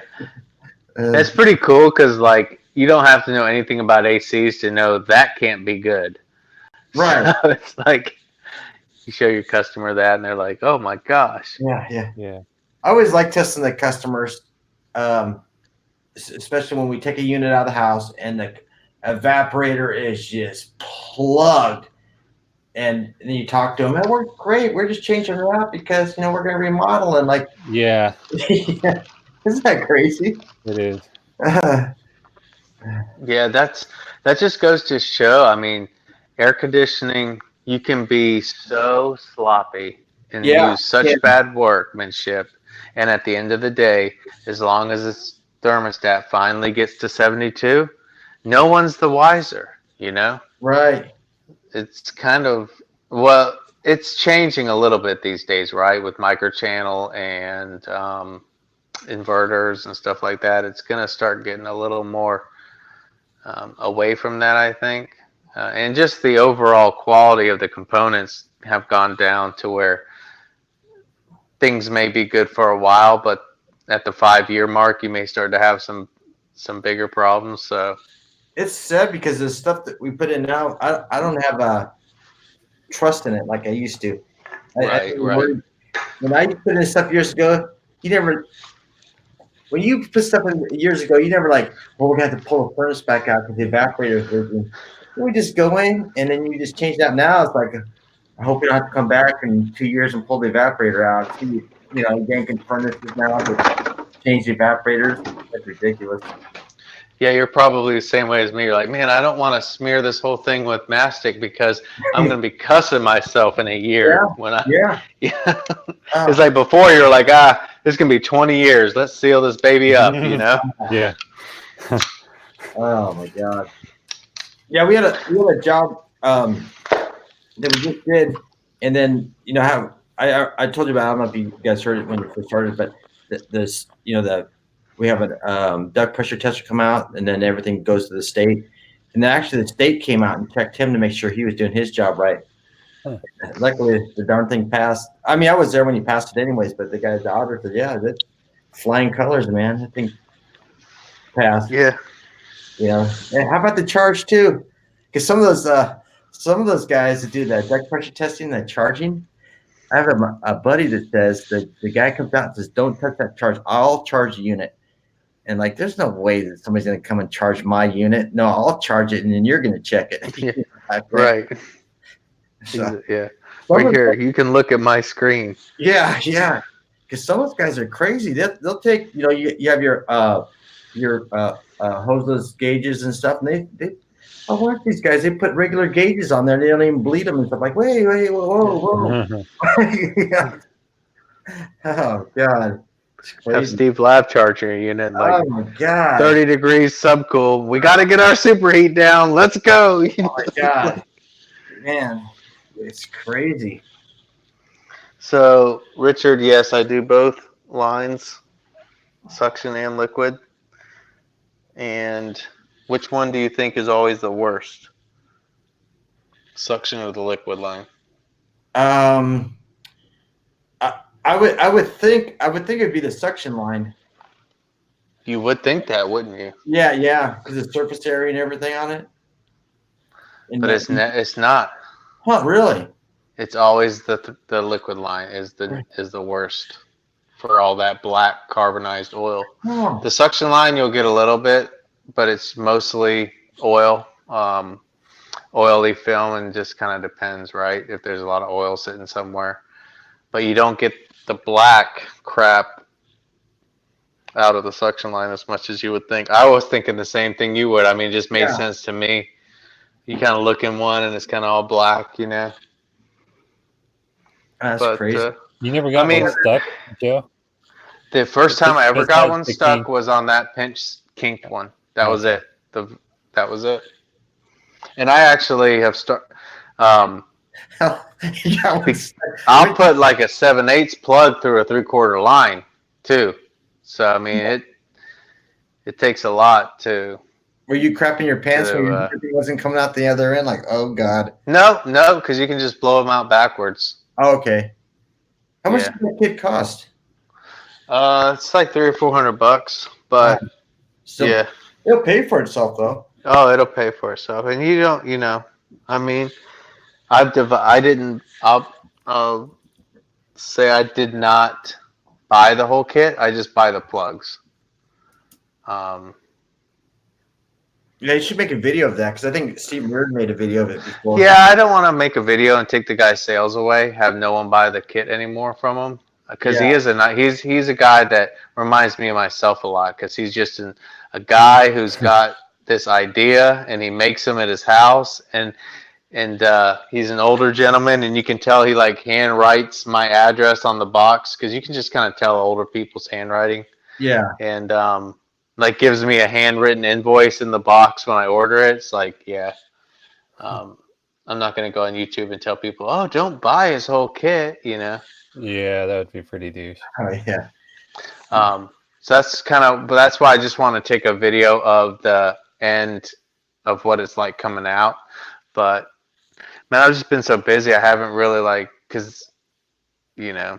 stopped to be like, okay, let's get the tripod set up. And Yeah, it takes a long time to make a video. That's why I go a long time without making one because I just moving along. I just don't want to do it, type thing. It does take. You gotta wash your hands, get the camera out. It's like, oh my god. yeah, So it's like, hey, show the camera what came out. All right, And just my luck, the one like sometimes what's funny is I'll be like, oh man, the system it's gonna come out so nasty, and it's like it's not really that bad. And other units where you're like, all right, well let's clean it. It shouldn't be that much, and it's just black. So you never really know if the one that you're about to film is really going to be a good one or not, yeah. So, but I do want to do it because I know it probably won't change people's minds a whole lot. I mean, I would give it a try. Just think when you're in a commercial building, you got line sets you can't change. Oh man, yeah, that'd be great for and oil traps, getting all the oil out and stuff. It takes a lot of effort, but it's still to answer. I think Gene asked, why don't I just change new copper lines out? Because it is much quicker. Even if I spend 30 minutes cleaning the lines, dude, that's so much time saved versus running new lines, insulating them, and then doing a line set cover. Because a lot of guys say they put new lines on every job. It just depends on what they look like, how they're ran. I go from the attic, take all the tips out. Man, that's kind of what I put on my proposal is that I feel so strongly about all the stuff that's coming out in the before and after when I shine a light up in the line set. It's basically restoring them to like new condition. Right. I mean, and there's no one here that's going to dispute me and say that new copper is better than 20-year-old copper. The older stuff is actually better. It's more malleable, Have you smelled the inside of new copper? They have it's like machining oil residue smell coming out of the copper on the inside from the process. Is it really? Yeah. It has a pungent smell on some of that new copper that comes out. So it's just like oil. Yeah. Is that now? Do you use like Asian copper, like China, Korean stuff, or do you only buy the Mueller? Yeah, I try to stick with Mueller. Yeah. Yeah. Is it theirs has oil in it too? I have to check because it's a distinct smell. It smells just like a machining oil. Mm-hmm. Next time I'll look at what the brand it is. But usually we're using the Mueller. Or was that Streamline? Is another one? I can't remember. Yeah, that's Mueller Streamline. It's yeah. What's the other one? Well, there's brands that I've think of it. recognized before, and like iCool. What else is one? Can't think of it off the top of my head, but a lot of like our Goodman distributor, Goodman Direct has the best pricing on pretty much all your materials. I mean, it's probably half the price of other places, but they only have the like Asian, Korean copper. Right, right.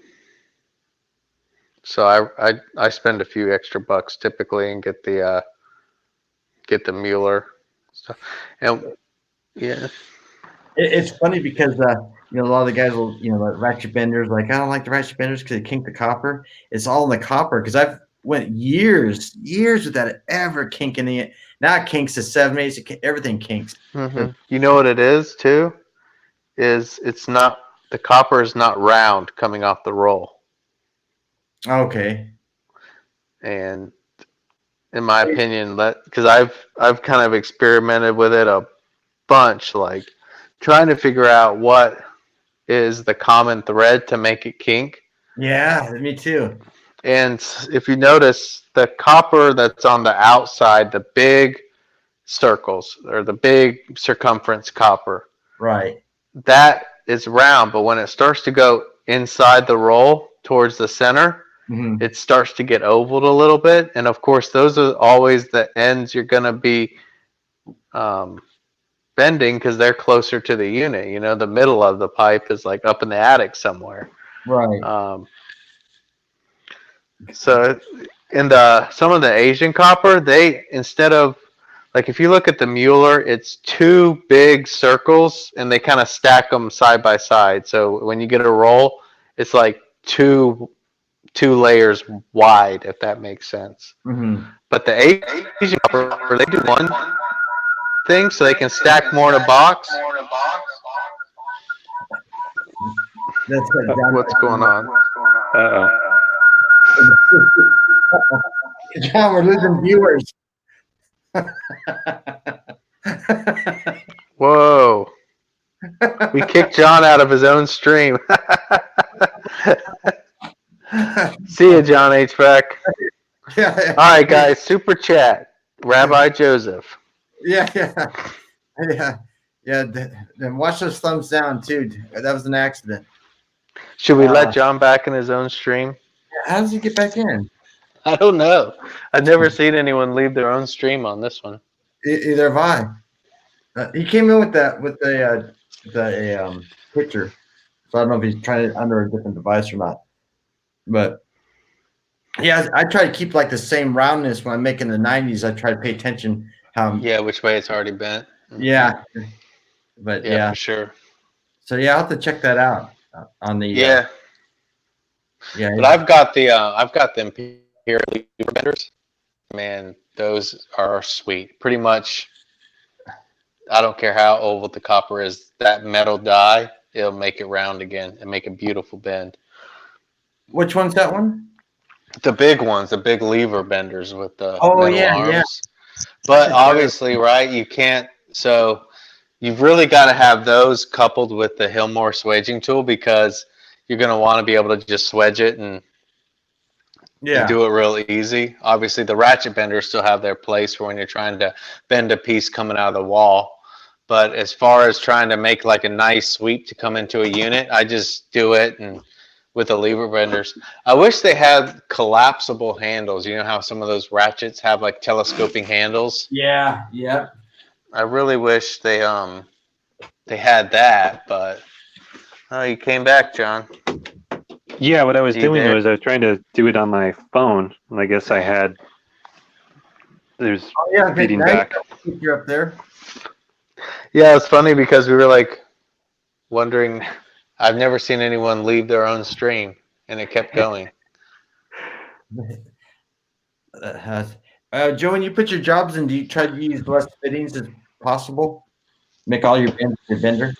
Yeah. That's what I do too. It just makes it easier if you have to go back and you have a leak. Like, I remember this job. I have, Yeah. not very many.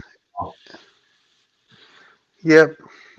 But every now and then you got to use a 90 coming out of the coil, but that's about it. Yeah. It's a lot less brazing rod too. No, it is. It is. Yeah. And you know what else I love is you can make the joint face you however you want it, rather than trying to solder a coupling and you're trying to make the solder flow uphill. Yeah. I just always make the joint face so gravity pulls the solder downhill for me nicely. It's So nice with all the tools they have now. Like when I have a kink and it's like a kink coming out of the wall that's like really close, yeah, I'll cut it right at the kink, and then I swedge the kink, and then I braze.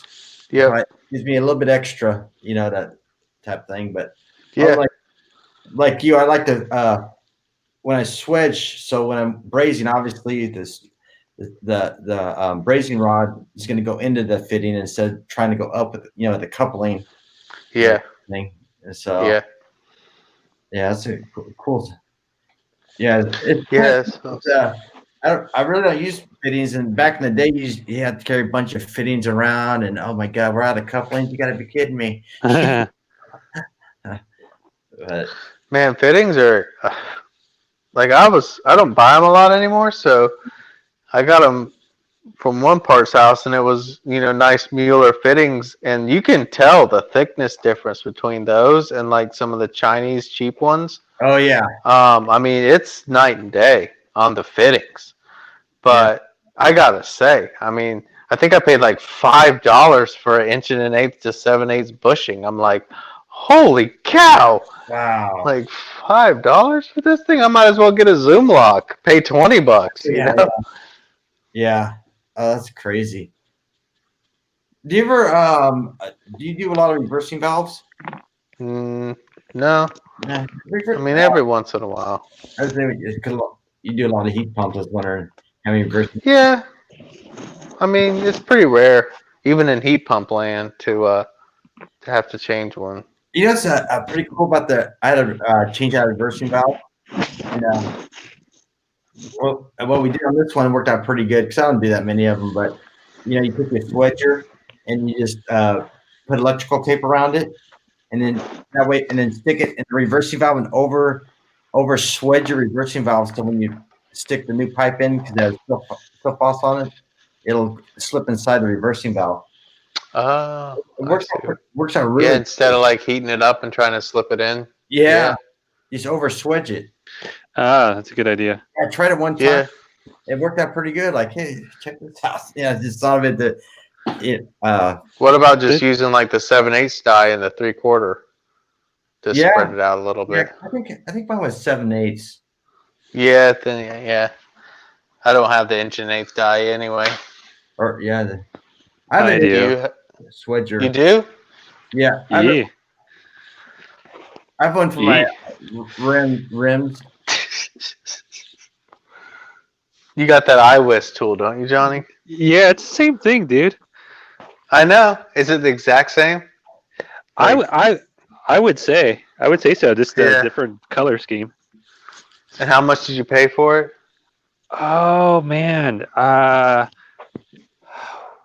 want to say like 300, like around Really? 300. Oh my That's god! as much as the Hillmore one is. Yeah, I paid $275 for it. Well, no, but this comes with more adapters or yeah. more dies. Yeah. So you think if I get one off Amazon for that one for 1 1/8 it'd work on my Hillmore? Yeah, Hillmore makes one. I want to say so, but I need to look. I need to compare the photos and see still. Why don't you mail me yours and I'll try it? Yeah, I could do that. What kind of switcher do you have, Joe? I have the Hillmore one. Oh, okay. I have the Hillmore, then I got the hand one too. The big lever one? Yeah. That's the first one I ever had. That thing's old. Yeah. Yeah, it's real old. It's weird. I didn't spend that much money on it when I bought it, and then everybody says this because recycle or copper's so expensive now, but it was way before that. But they jumped up in price big time after they caught on. The swedgers, Mm-hmm. $275, $300, $400. Like, oh my god! I think my Hillmore's got lifetime warranty. Oh, it might. That Hillmore's pretty cool. Yeah, it's all right. Mine started leaking a little bit of transmission fluid. Oh, man. I just didn't like I like the one shot, just boom. I don't like it drives me nuts. Yeah. What? Come on, Dallas. Come on, Dallas. Like, really? It takes too much time. Well, I like the little spin tool, the Swedger. Yeah, that thing works good. I've never tried one. Oh, kicks butt. Well, you know what changed it for me is I have my impact driver, then I got the new Makita one, and the RPMs are so fast in that thing. It changed everything. It's pretty quick. Yeah. I bet my Gen 2 M12 Milwaukee would do it. Oh yeah. And Oh it's yeah. small. It's super small. But Milwaukee's got some good power out of their little Yeah, that's impacts. yeah. I was Yeah. but I went back to Makita. Every now and then I keep thinking it'd be a nice addition just to keep in my torch kit rather than having to go back all the way to the van and grab the Hillmore for like one swage that you need to do when you Yeah. weren't expecting to. Mhm. I saw the Makita impact driver, the 18-volt one. The only thing I didn't like about that one was use the duct sealer. I swear it can go right inside that fan on that thing in the back. It has no protection. What do you mean? If you have the Milwaukee impactor, the fan is all open. You can stick a Q-tip in there and bust out the fan. It doesn't have no screen on it. On which version? I think it's the M18, the newest one they got out. Oh, Brushless? really? Yeah, I went to Home The Depot. Gen 3? Yeah, check it out. I went to Home Depot and that's it. You're gonna get duct sealer down that thing and lock up the fan. I have to. Yeah. I have to look. Well, they probably need a lot of airflow for something that much power. I had to go back with Makita. Yeah, you're a Makita fanboy though. That thing's fast, man. And I understand why you're old school. Makita had the best tools when they were actually made in Japan. Yeah, Now And that was China. I was kind of sad about that, but what are you gonna do? I think I have my very first high-end kit was a Makita 14.4, and I had that fluorescent light. Yeah, If you remember that. yeah. And I had the impact and I had the drill. And the drill is so old, the plastic is like deteriorating, but the thing still works. Uh-huh. I mean, it's only from like 2002 or something. It's not that old, but Wow. it lasted a long time. Not for what I was gonna say. Back hydraulic swage. Oh, anybody? No. No, Doesn't it look like the Hillmore? The Navac hydraulic swage? You see I'm that? trying to think. Probably so. I mean, yeah, the new Makita impact. I mean, it's not as fast as the Milwaukee. It's just like a notch down, but man, that thing has a lot of freaking power. Holy cow! You guys have some finger control on that thing. mm-hmm. Yeah. It's like a cordless. Wait, maybe I'm looking at the wrong thing. That's the flare. Oh, I want them to make power flare. They do make one. They make on the Swedgers. Rims makes a battery operated Swedger. I wish Makita or Milwaukee would make that. God, that'd be Rems does. Yeah, for copper. Oh my god. Oh, there it is. That'd be so cool. Oh yeah, there it is. That's pretty much the same as a Hillmore. It's just they have the pressure relief thing. It's just a turn dial on the side versus the back.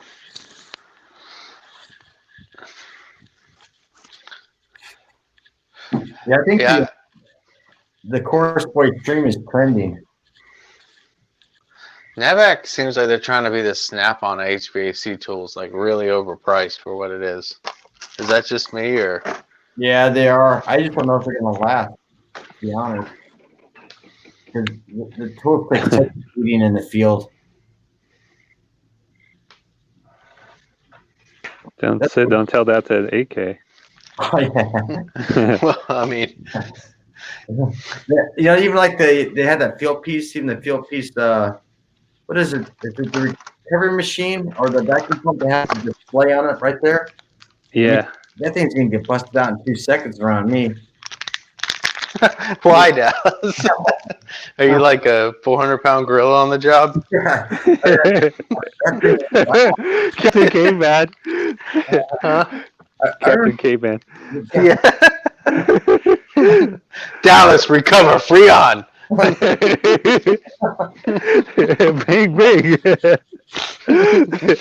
I remember I had my Makita impactor that would be taking off these cooler, the cast cooler pulleys, and be going, come on, baby, go, take it, go, and just come on. And I'm gonna fry this thing. And it would do it. I was like, holy crap.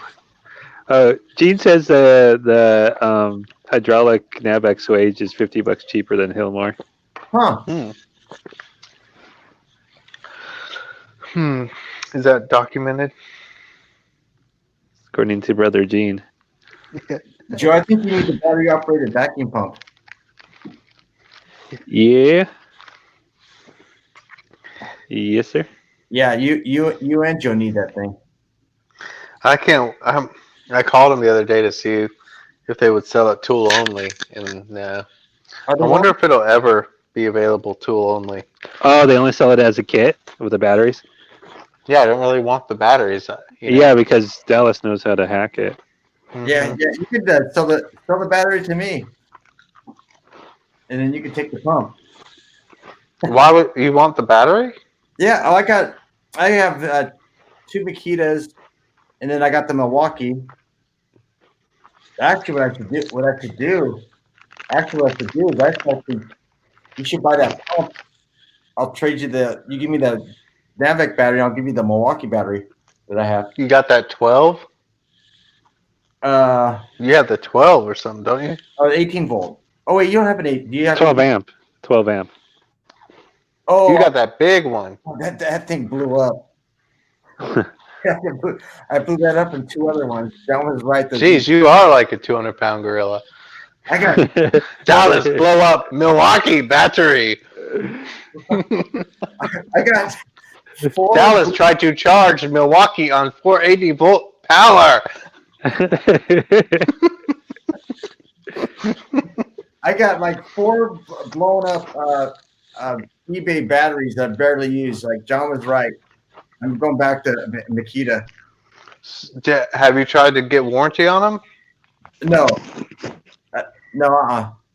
They got 3 years on the batteries. Oh, they're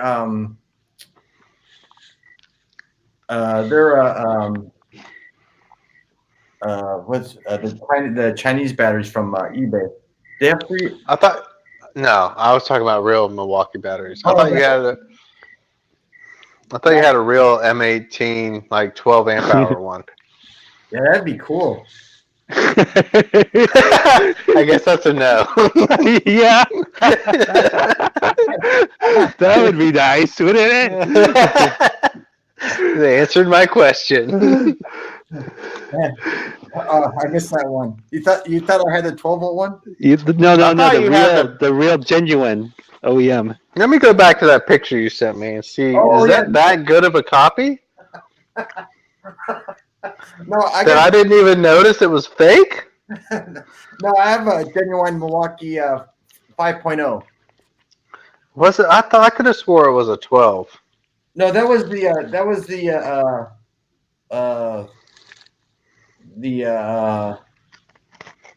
eBay one that I bought. What was that one? It was a knockoff one. Yeah. It's on one of my it's on my page. What was that one called? Yeah, I blew that thing up. Let's see. What's the name of that stupid thing? But I remember, John, you warned me about those eBay batteries. You warned me. I didn't listen. I did not listen. All right, here it is. I got your video you sent me. Yeah. Oh, it is the 5.0. Yeah, So that's a real M18 5.0. yeah, that is. Well, I don't know if I want it now, knowing how you treat tools. I got no, mine was the Bailey 9.0 that I blew up. It's called the Bailey. Bately 9.0 that I blew up. I got to take Milwaukee knockoff. Yeah. With a name like Bailey. Yeah. Yeah, so Joe, you can buy that pump. Send me the Navic battery. I'll send you the Makita, the Milwaukee battery with the adapter. Yeah. I should probably. I don't need the charger either, by the way, for the Navac. Oh, that's right. You wouldn't.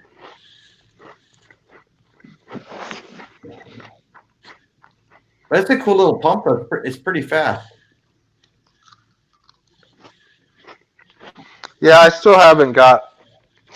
I was kind of holding out to buy another shop vac to see if Milwaukee comes out with a redesigned one. Oh yeah. Because I don't really like the toolbox one personally. I don't really like the hose like that it comes with, and I just want a normal shop vac. I just want to like the way most shop vacs is just like a hose that just sticks into the canister.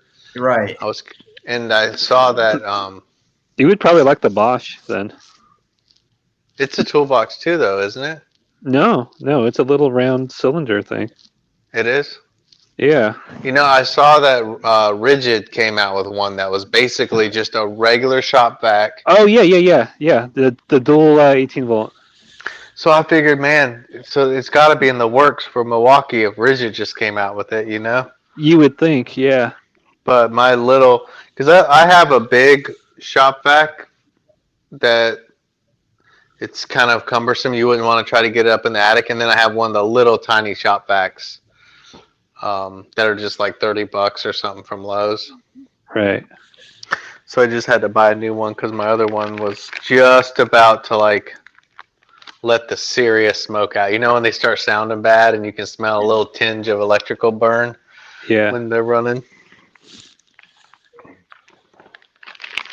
Yeah, I don't think Milwaukee will have one out for at least over a year because they didn't have anything like that announced at their last symposium at this last month ago. So it'll be next summer till they announce. A shop vac is called Workshop brand vacs. It's an Emerson company. No, I've never heard of it. Yeah, it's called Workshop. Yeah, it's like mostly on Amazon, isn't it? Well, they have them on Amazon. I was comparing them. They look like they're pretty good. I was going to try one of those for that. If mine ever blows up at my house, I was going to try one of those. You know, that's one thing I'm a little disappointed that Sears went out of business because they had the best shop vacs. They do. Yeah, I have a Sears shop vac, and I left out in the rain. Still works, but man, that thing works good. Oh. I know. Like all the other ones, they have the same tiny little motor that's on my little shop vac on a ginormous one. And I'm like, it's still got that little tiny motor on it, you know? But the Craftsman one, I bought one right before they went. I mean, I was so lucky to get a new one because they last me probably like 5 or 7 years. So I got a brand new, and it's got a big, I mean, the motor, you can tell it's like twice the size. So it's real powerful. It'll unclog a drain line pretty good. But I remember my Sears shop vac, you had to watch it when you're around stuff because it'll suck up everything. Yeah. Yeah. The new ones are weak. They're really weak.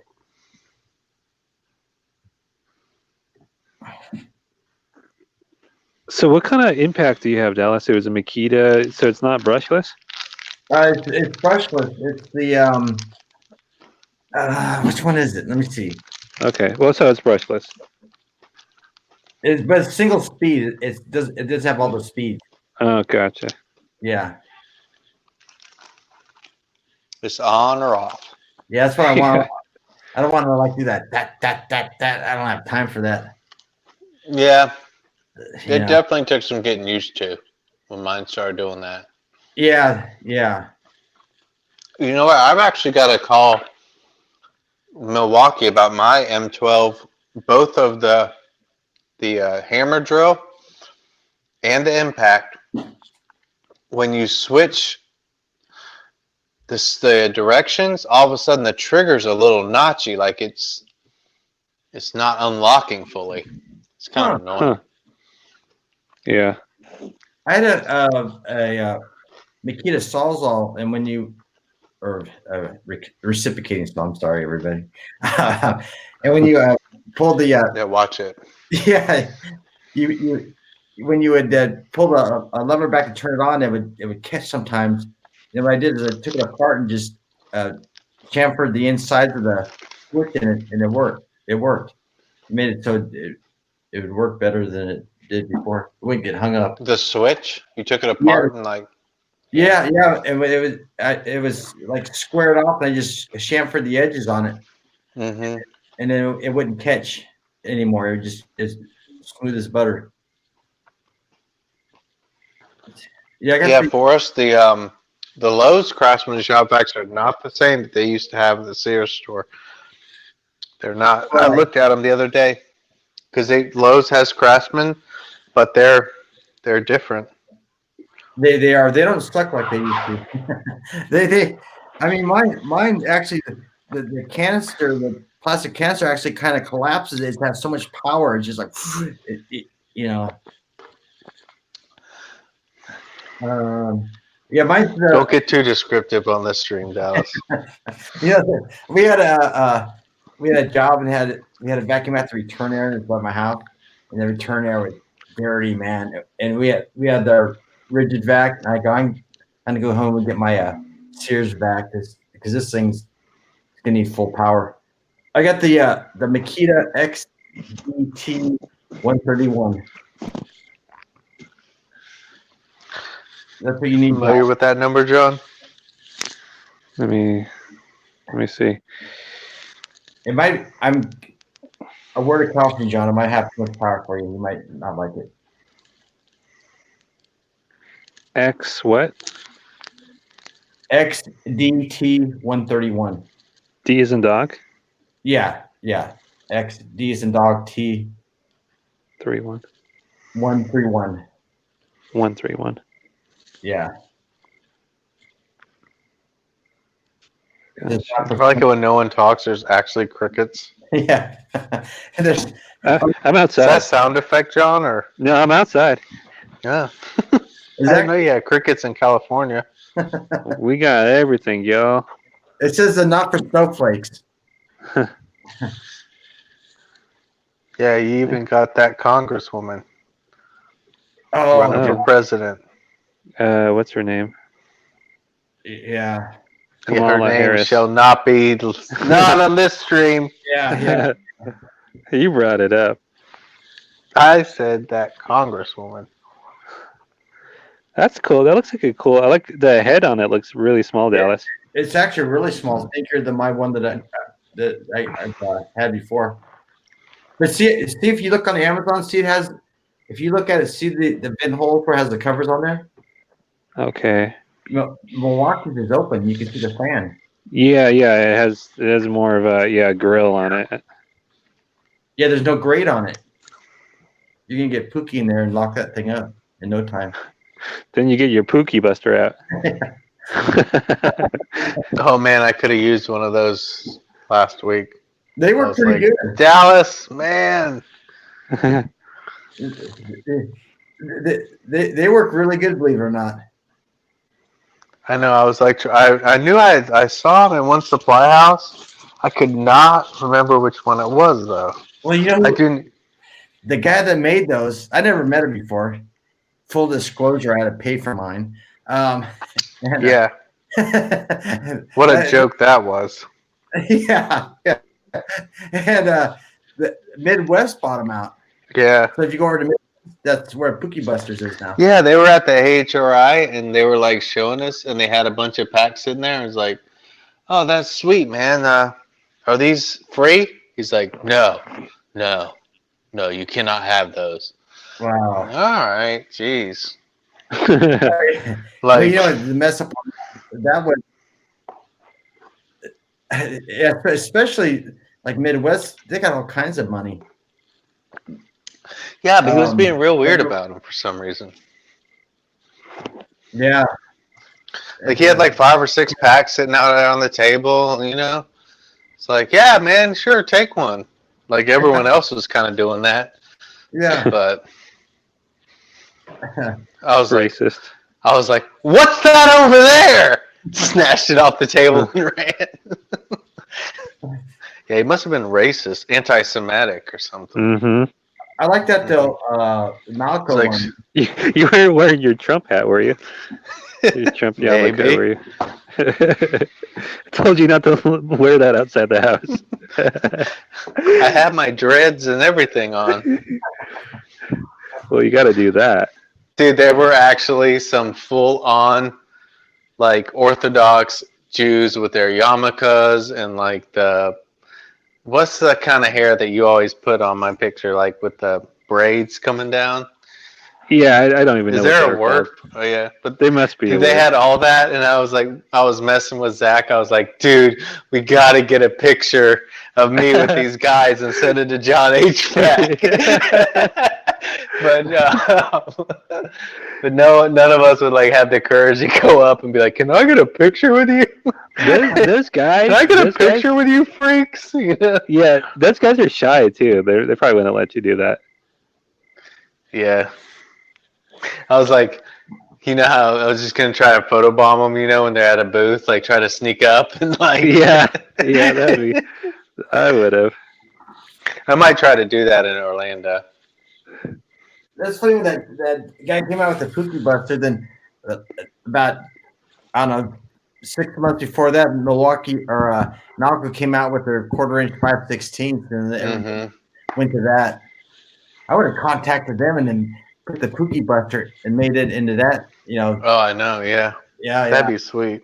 Have you shaved? I could almost, to be honest with you, I bet I could make a Pookie Buster with my thin grinder on the Malco. I might do that. Yeah, you can. I'm just gonna put little shark teeth on it. Yeah, because I did it with the grinder on mine a little bit, and then like yeah, you can make it yourself, but I think you can. Because I grind the Malco bit, I grind the 1/4 inch side down a lot, so it'll fit into places. They need to improve that thing a little bit. It's kind of like when you put the 1/4 inch, they tend to slide off. I should send them a picture of mine because I like chamfer it all the way down. Yeah, I bet you. Yeah, I did that to mine. I lost it down the package unit, sitting down at the bottom. I can't put it out till. That's the thing about these Taiwan tools. They're so bulky, you know. Yeah. You Americans have such big hands. Yeah, You need a bulky tool. They must need have like very bulky tool. Yeah, must have like plenty of steel to go around and stuff. Americans like lots of steel in their tool, boys. Yeah. They always bend them. some guy named Dallas always bending these wrenches and pliers. We have heard of this Dizzy Dallas. Our tools will never last in America. These damn California raisins really flip our tools. The guy never shows his face. Yes, we have not seen his face, but he must be a ginormous man. We have heard his hands are like hands of giant. He will crush the tool in his hand. Hey, you guys, so they haven't seen me. They should be ashamed of themselves because, like you said, you got that video on your that last Course Boy stream. I think on your channel. Yeah. Yeah. Which one? the course did you do a Chorus Boy stream or something like Choir boys. that? Of course. Choir Boy, yeah, Chorus Boy. Chorus boys are our arch enemies. Choir Boys. Oh my god. What video? I think you did it like a month ago, didn't you? I think was Eric on there? Are you talking to Joe or me? Yeah, talking to Joe, yeah. The one's on your channel? Yeah. It's Yeah, probably 2 months ago. Oh yeah. They must have not watched it. I think it's your Who? highest rated video. no one watches Joe's channel. Nah. Uh, What was They're on it racist. though, Dallas? His face. yeah, Oh yeah, I know. I told him that. yeah. So they must have forgot. It's like, hey, if you want to see, oh, Maybe they want to see me with my new we hair. have seen Dallas' face on Joe Shira channel. We look like a raisin. He does not show his gorilla hands. Oh my god. That's what a Mary Star wanted to do too, because everyone's like, their units are so heavy and solid. Yeah. Yeah. Oh. Dallas like very heavy air condition. It make him think quality very good. I've never worked on it. Quality equal weight. You have good weight, you have good quality. Extra lead. Yeah, there's like 3 bricks in the bottom of each one. We buy 3 bricks. We place them in blower, in drain pan, and behind insulation. You'll never know it's brick. It feel very heavy. Hey, we only got 9 likes. I put a like on it. We had to like our own video. Just Yeah, that's when you know you're bad, when you're liking your own video. Yeah. Oh, I'll make it 10. yeah. It's okay, CC. CC did it. Gotta like your own video. You gotta promote it on your channel. Channels to watch. We're losing viewers. There's only 8. Get the firecracker. Oh, Something. one's me. One's Dallas. That one's me too. One's CC. And the rest of them fell asleep. CC, get a life. Oh my gosh. That's crazy. Yeah, I like that little shield you made on that fan coil. Yeah. That's pretty cool. You probably had to do that a lot back there, huh? With the humidity you guys have. Yeah, I mean it's not something that you have to do or the water's gonna be noticeable, but when I go back to do maintenance, the whole kind of that whole area of the unit, you can see it starting to surface rust. Yeah. So when I started to look at it, I kind of just figured, and what's funny was it's right underneath that suction header where the rust is worse. Mm-hmm. So with the door insulation pushing up right against it, I figure it's just kind of making the water go down on the panel, You think the factory would have figured that out? You can't be the first one with that problem. You remember they had that on their old ones, right? Yeah. The old. Yeah, they had to redesign it. And fiddle with plates and stuff. Yeah. So. But I shared a picture of them. I had put a plate in one of the carrier. I even looked at the instructions. There's no plate on that coil, so I just shoved one in there. Yeah. 20-year-old unit. It's been leaking there.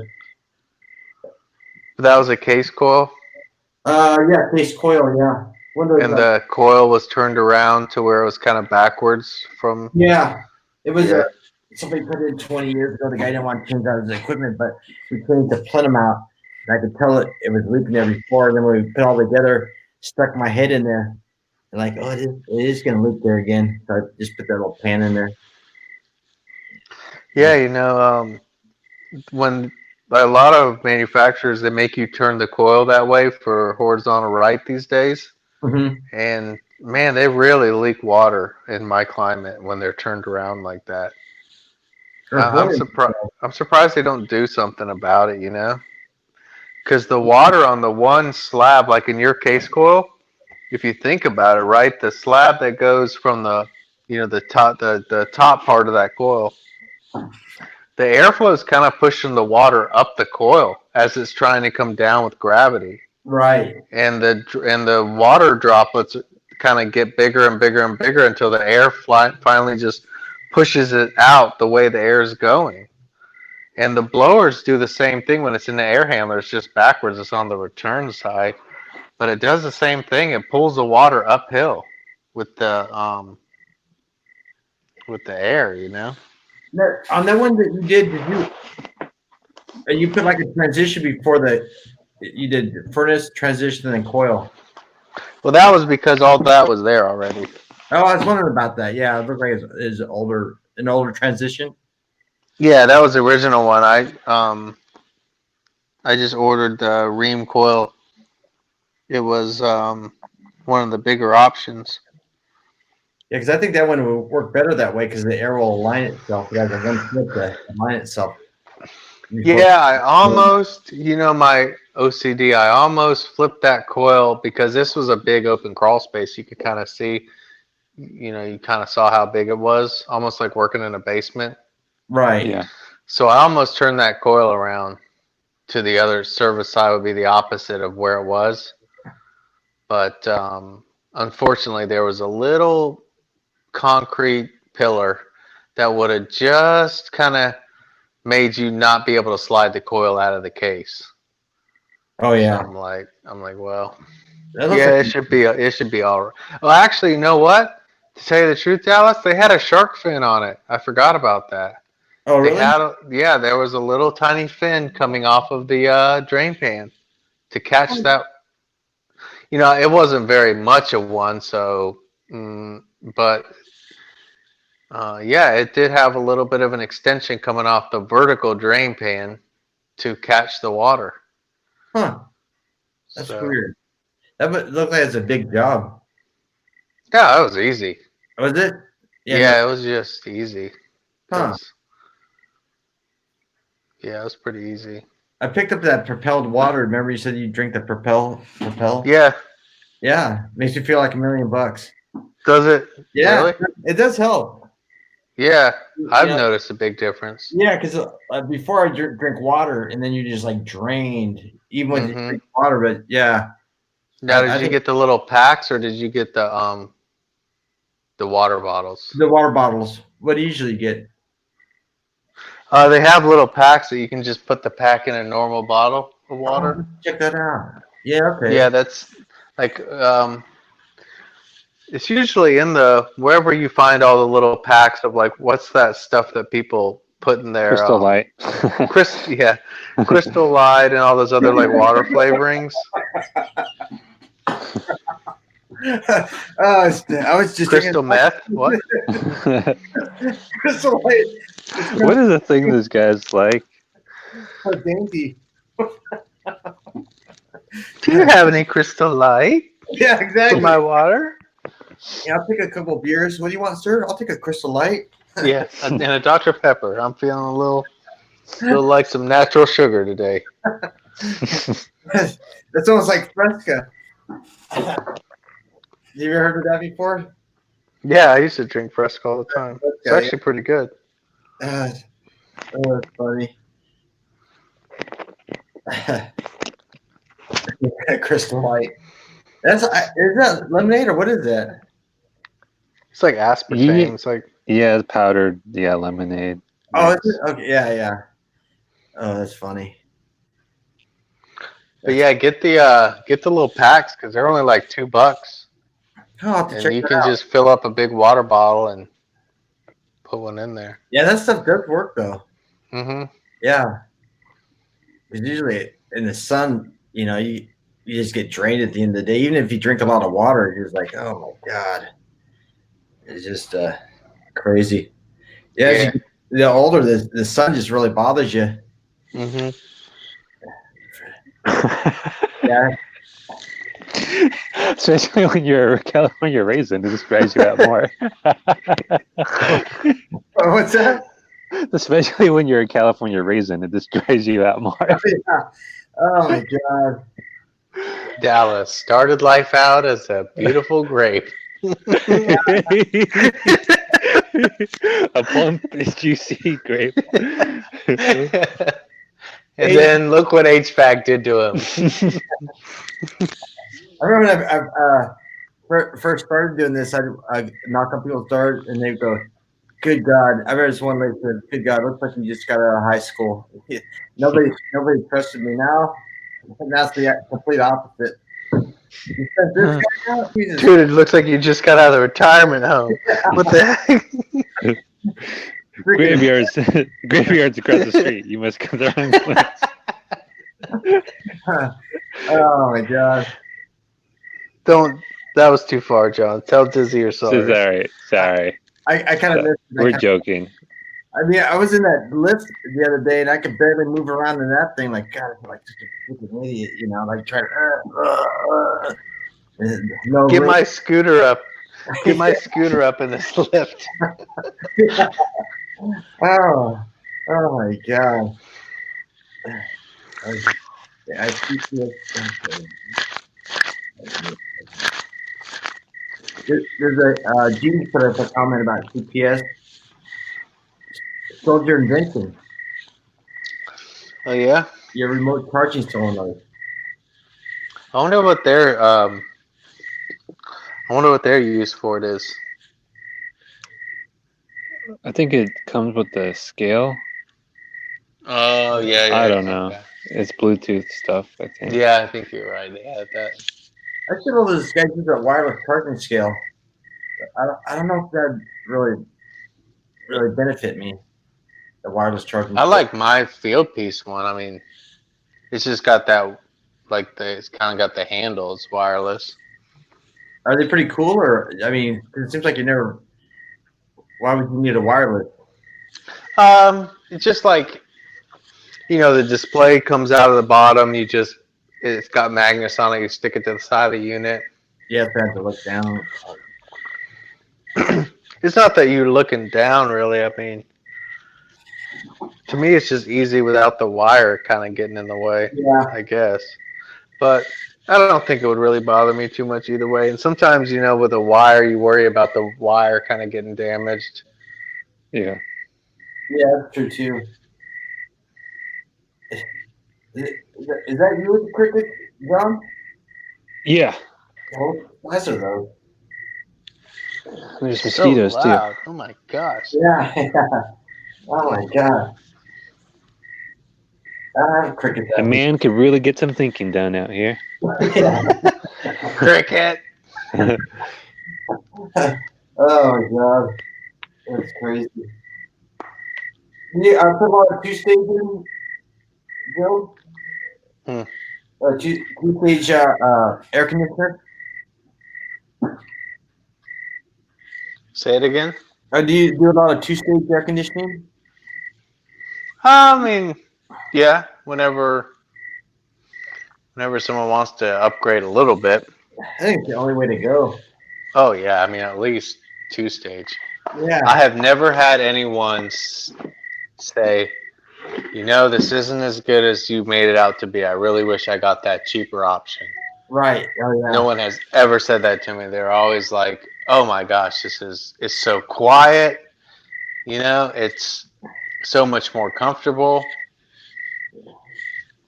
Yeah, because you do a lot. So it's definitely a step in the right direction. Some people say it's not, it's not worth it. They don't modulate enough, but in my opinion, it's very, very noticeable. So yeah. So going back to the Bosch, the issue people are having was that because they weren't pairing it up with the Bosch air handler, variable speed blower? No, because their Bosch's blower didn't change speed anyway. Oh, okay. That was my whole thing. That was why I was like, this is the dumbest thing I've ever heard of. Okay, because I thought their unit would be. No. I don't think I would have spoken out about it so much if their unit was doing it right, because I'd be like, that's true. Well, I Okay, thought well, maybe because they were saying, oh, you could compare it with any existing thing that's in the house and stick it outside, and it goes off suction, yeah. temperature, pressure. Honestly, though, I mean, I'm glad to hear anyone say anything negative about Bosch. I mean, but humidity removal should have done fine with that. That was not my argument. Hmm. Um, I think maybe what happened is that it takes the Bosch so long to like ramp up to where it's trying to get to that maybe the Hmm. call for cooling was already done before it really had a chance to get that coil temp down. Because remember, it had that switch like 47 or 37 or something. Yeah. So I think that if someone selected 47, it probably really maybe didn't dehumidify as much. But maybe even if they turned it to 37, it just took it maybe, let's say it took 10 minutes to reach the RPM where it could even achieve that. Hmm. And maybe the unit was so oversized for the house that it was done with a call for cooling by then. Mm. Yeah, I was just surprised to hear anyone say it was so terribly humid that they had to rip the system out. Yeah. Because Yeah. my whole argument was that it was just going to be a single stage unit. It was just going to ramp up to the same RPM, whether the house is 80 degrees, well, or just coming on. It's not going to be like a true variable speed system where Hmm. the thing runs at a nice low speed and just keeps cranking cold air. Yeah, man, you think about it, you put a whole system in and then you got to rip it out. It's got to be pretty bad. I mean, Yeah, yeah. a long, That is a nightmare if you had to rip out the system. oh my God. And what's his name? Great House. I asked him in the chat, if he's still selling Bosch. He's like, no. And he said something about having trouble with warranty support. Oh, who would have So, thought? Yeah, yeah. I mean, really, yeah. who would have thought And that? why does he even need warranty at this point when it's only been like maybe a year or so of putting them in or whatever? Yeah, remember when I was like, Ralph, if they're sending 4 Chinese people all the way to the mainland to look at these failures, you're telling me they're just doing that because they're so dead set on good quality? It's like, Yeah, no, they must be having like serious issues, and they're like, we got to go see what this is all about. that's true. You did say that. You know, like Everything no was one does that. For one isolated incident, you think you're getting 4 Japanese or Chinese or Taiwanese engineers flying to America to look at Johnny Smith's blown board? You know, Yeah, like it yeah, makes no sense. yeah. Gene I want to says hear Ralph's latest comments on it, though. I know he's probably not here that. anymore, but Yeah, that'd be interesting. He probably, since he works there, reluctant to actually say yeah. the And truth. Ralph is kind of doesn't like probably to admit that maybe he was perhaps wrong about something. He has a little Ted complex. Not near as violent, but not nearly enough to where he'd go and make a fake profile to argue with himself. But It's true.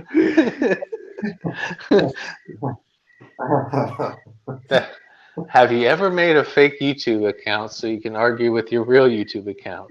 No. All right. Well, It's You funny. can be a choir boy. I've always seen it like everything's just a little bit too rosy, and then you got to get it out for a while, then you get the backlash. You got to wait Yeah. for the backlash, type thing. Because Oh yeah. I mean, yeah. I'm never gonna be the first person to jump on some new name brand of Yeah, I mean something to put in there it's all so these people's exciting. houses.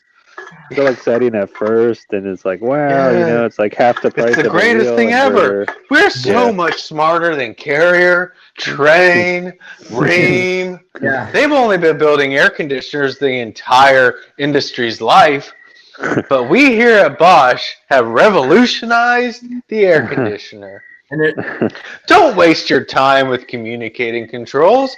Don't waste your time with multi-stage thermostats. That's ridiculous. It's a waste of time. All you need is 2 wires. Yeah. and like you said, it's got to do the ARI thing too. Yeah, that's what I actually would have put one in a couple times. Yeah. Because they're advertising, put our units on anyone's air. Okay, if you're going to advertise that, I thought maybe you would have universal. Because you know how AC and coils, they have that universal one that just shows like a time delay for a furnace. Like you can use anyone's furnace. Yeah. I thought maybe they had something like that. It'd be like the Bosch outdoor unit with maybe a time delay thing, and it could be anybody's air handler. But no, they didn't have anything like that. So it's like, well, what good is it then? Because I can't get that permitted. So You're right. Exactly. You're gonna want the ARI. What's the ARI number? I'll get back with you on that. 9. Yeah. Niner? Was that a number? Oh my God. 9BXY. That's not even a real number. Yeah, it would never fly. It would never fly. Gene says something about a water-cooled heat pump, and they were clueless about their tech support. I guess a Bosch unit, I guess.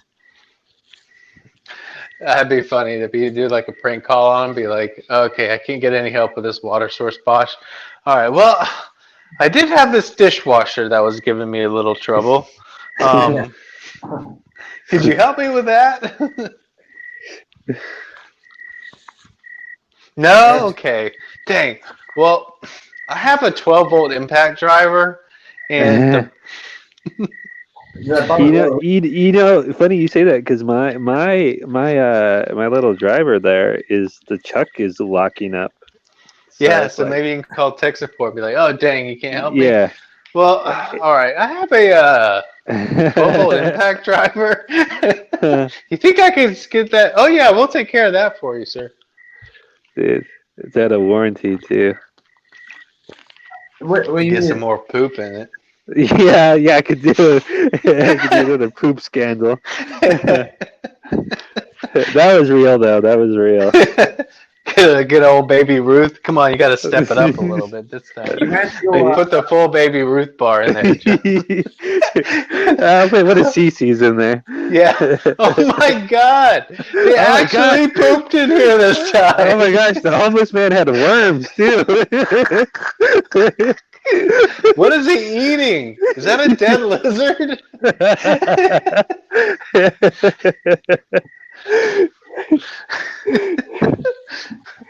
John, you might have like, to let's dissect this poop. Let's find out who this is. I see lizard bones, some plant material, some catnip. Yeah, it looks like he's eating catnip plants from Lowe's. And oh my God.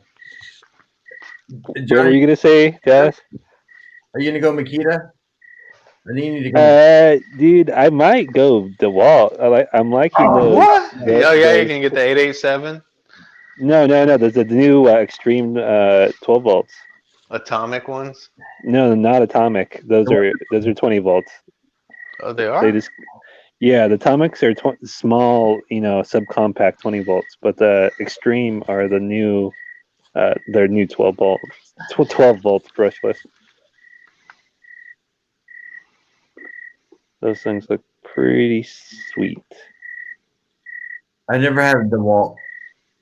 Me either. Well, no, you know what? I did. I had one years ago. I had one of those stick screwdrivers. Oh yeah. You know what? You know the history behind DeWalt? Yeah, I mean, I saw the bear video a while ago. He's pretty accurate on that one. That's how I remember it. Yeah, they used to be what band saws and table saws, industrial back in the day. Yeah, they made the radio arm saws. I think he just Did John? Yeah, I yeah, heard the cricket stop. It was like silence. yeah. Now that he's It's like, gone, what I can't happened? wait to DeWalt. I remember when DeWalt and Black and Decker, they were basically the same. Yeah, One was yellow and one was black, yeah. Because gray. the bear video is kind of like how I remembered it. Is the Black and Decker wanted to come out on scene really big, and then I guess the investors or something, or they took a poll or something like, no way, it's not going to fly Black and Decker out in the construction field, type thing. They did the DeWalt, and then everybody's like, oh, I remember DeWalt. They made the radio arm saws and all that, type thing. And so, Yeah, Black and Decker. I have a can opener from them. yeah, They've got to make good tools. yeah, Black and Decker, like, oh my god, that's just crazy. Yeah, that'd be like a Mr. Coffee drill. Yeah. Black and Decker. Yeah, they used to make all the radio arm saws for like new construction and all that. Yeah, it always be a DeWalt, always a gray DeWalt. But those bear videos are pretty funny. Yeah, he's all right. Yeah, the bear thing. It's just like, oh my, the guy puts a lot of work into his videos. Like, oh my god, I can't believe it. He's sponsored by Harbor Freight now, I think. Oh, is he really? Yeah. Because didn't they get pissed off at him for like filming in Harbor Freight or something like that? Or Yeah, something like he got thrown out, but then like the next day they came out with a press release. The owner was saying anyone's welcome to film in Harbor Freight.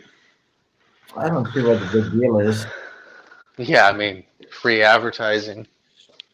Yeah, everybody knows what they're getting there, anyways.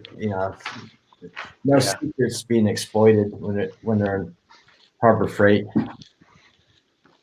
But I wonder if those crickets got a little bit too much. Shut down John's laptop or something. Is he streaming in the washer? Or is he?